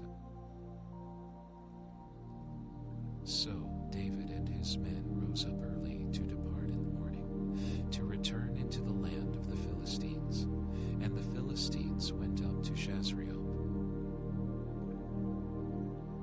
And it came to pass, when David and his men were come to Ziklag on the third day, that the Amalekites had invaded the south and Ziklag, and smitten Ziklag, and burned it with fire, and had taken the women captives that were therein. They slew not any, either great or small, but carried them away, and went on their way. So David and his men came to the city, and behold, it was burned with fire, and their wives and their daughters were taken captives. Then David and the people that were with him lifted up their voice and wept, until they had no more power to weep. And David's 2 wives were taken captives, Ahinoam the Jezreelitess, and Abigail, the wife of Nabal the Carmelite. And David was greatly distressed, for the people spake of stoning him, because the soul of all the people was grieved, every man for his sons and for his daughters. But David encouraged himself in the Lord his God. And David said to Abiathar the priest, Ahimelech's son, I pray thee, bring me hither the ephod.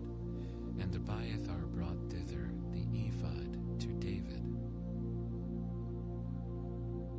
And David inquired at the Lord, saying, Shall I pursue after this troop?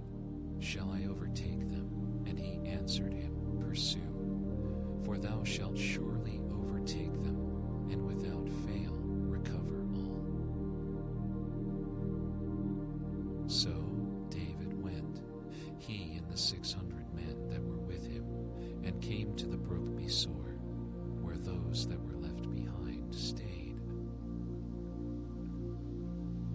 But David pursued, he and 400 men, for 200 abode behind, which were so faint that they could not go over the brook Besor.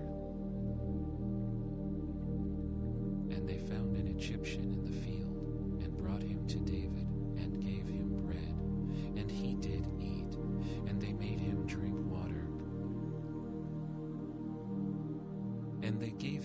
piece of a cake of figs, and 2 clusters of raisins. And when he had eaten, his spirit came again to him, for he had eaten no bread, nor drunk any water, 3 days and 3 nights. And David said unto him, To whom belongest thou? And whence art thou? And he said, I am a young man of Egypt, servant to an Amalekite, and my master left me, because 3 days agone I fell sick. We made an invasion upon the south of the Cherethites, and upon the coast which belongeth to Judah, and upon the south of Caleb, and we burned Ziklag with fire.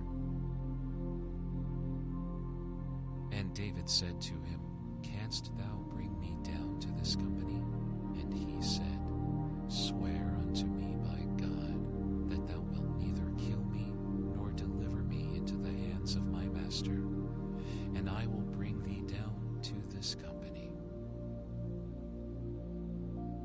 And when he had brought him down, behold, they were spread abroad upon all the earth, eating and drinking and dancing, because of all the great spoil that they had taken out of the land of the Philistines, and out of the land of Judah. And David smote them from the twilight, even unto the evening of the next day. And there escaped not a man of them, save 400 young men, which rode upon camels and fled. And David recovered all that the Amalekites had carried away, and David rescued his 2 wives. And there was nothing lacking to them, neither small nor great, neither sons nor daughters, neither spoil nor anything that they had taken to them. David recovered all.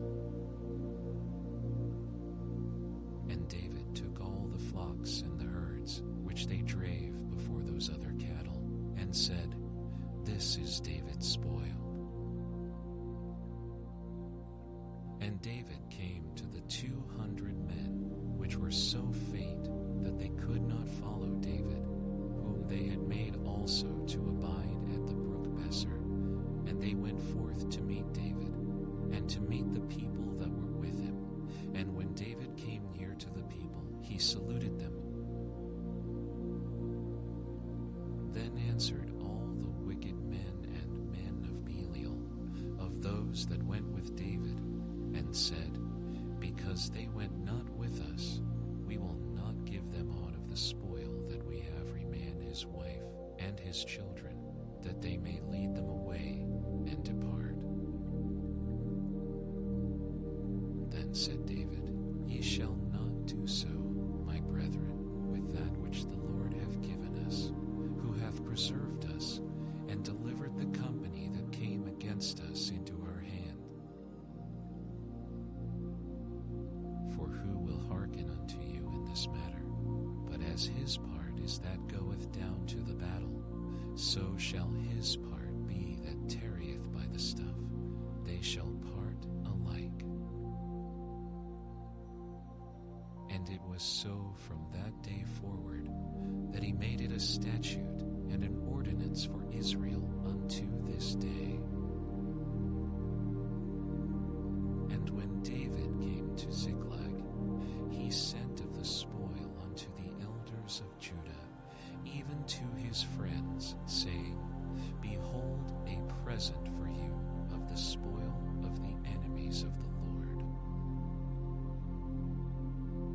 To them which were in Bethel, and to them which were in South Ramoth, and to them which were in Jatir, and to them which were in Aroer, and to them which were in Siphmoth, and to them which were in Eshtemoa, and to them which were in Rachel, and to them which were in the cities of the Jerahmeelites, and to them which were in the cities of the Kenites, and to them which were in Hormah, and to them which were in Shor Ashan, and to them which were in Aphek, and to them which were in Hebron, and to all the places where David himself and his men were wont to haunt. Now the Philistines fought against Israel, and the men of Israel fled from before the Philistines, and fell down slain in Mount Gilboa. And the Philistines followed hard upon Saul and upon his sons. And the Philistines slew Jonathan and Abinadab and Malchishua, Saul's sons. And the battle went sore against Saul, and the archers hit him, and he was sore wounded of the archers. Then said Saul unto his armor-bearer, Draw thy sword, and thrust me through therewith, lest these uncircumcised come and thrust me through, and abuse me. But his armor-bearer would not, for he was sore afraid. Therefore Saul took a sword, and fell upon it. And when his armor-bearer saw that Saul was dead, he fell likewise upon his sword, and died with him. So Saul died, and his 3 sons, and his armor-bearer, and all his men, that same day together. And when the men of Israel that were on the other side of the valley, and they that were on the other side, Jordan, saw that the men of Israel fled, and that Saul and his sons were dead, they forsook the cities, and fled, and the Philistines came and dwelt in them. And it came to pass on the morrow, when the Philistines came to strip the slain, that they found Saul and his 3 sons fallen in Mount Gilboa. And they cut off his head, and stripped off his armor, and sent into the land of the Philistines round about, to publish it in the house of their idols, and among the people. And they put his armor in the house of Ashtaroth, and they fastened his body to the wall of Bethshan. And when the inhabitants of Jabesh Gilead heard of that which the Philistines had done to Saul, all the valiant men arose, and went all night, and took the body of Saul and the bodies of his sons from the wall of Bethshan, and came to Jabesh, and burnt them there. And they took their bones, and buried them under a tree at Jabesh, and fasted 7 days,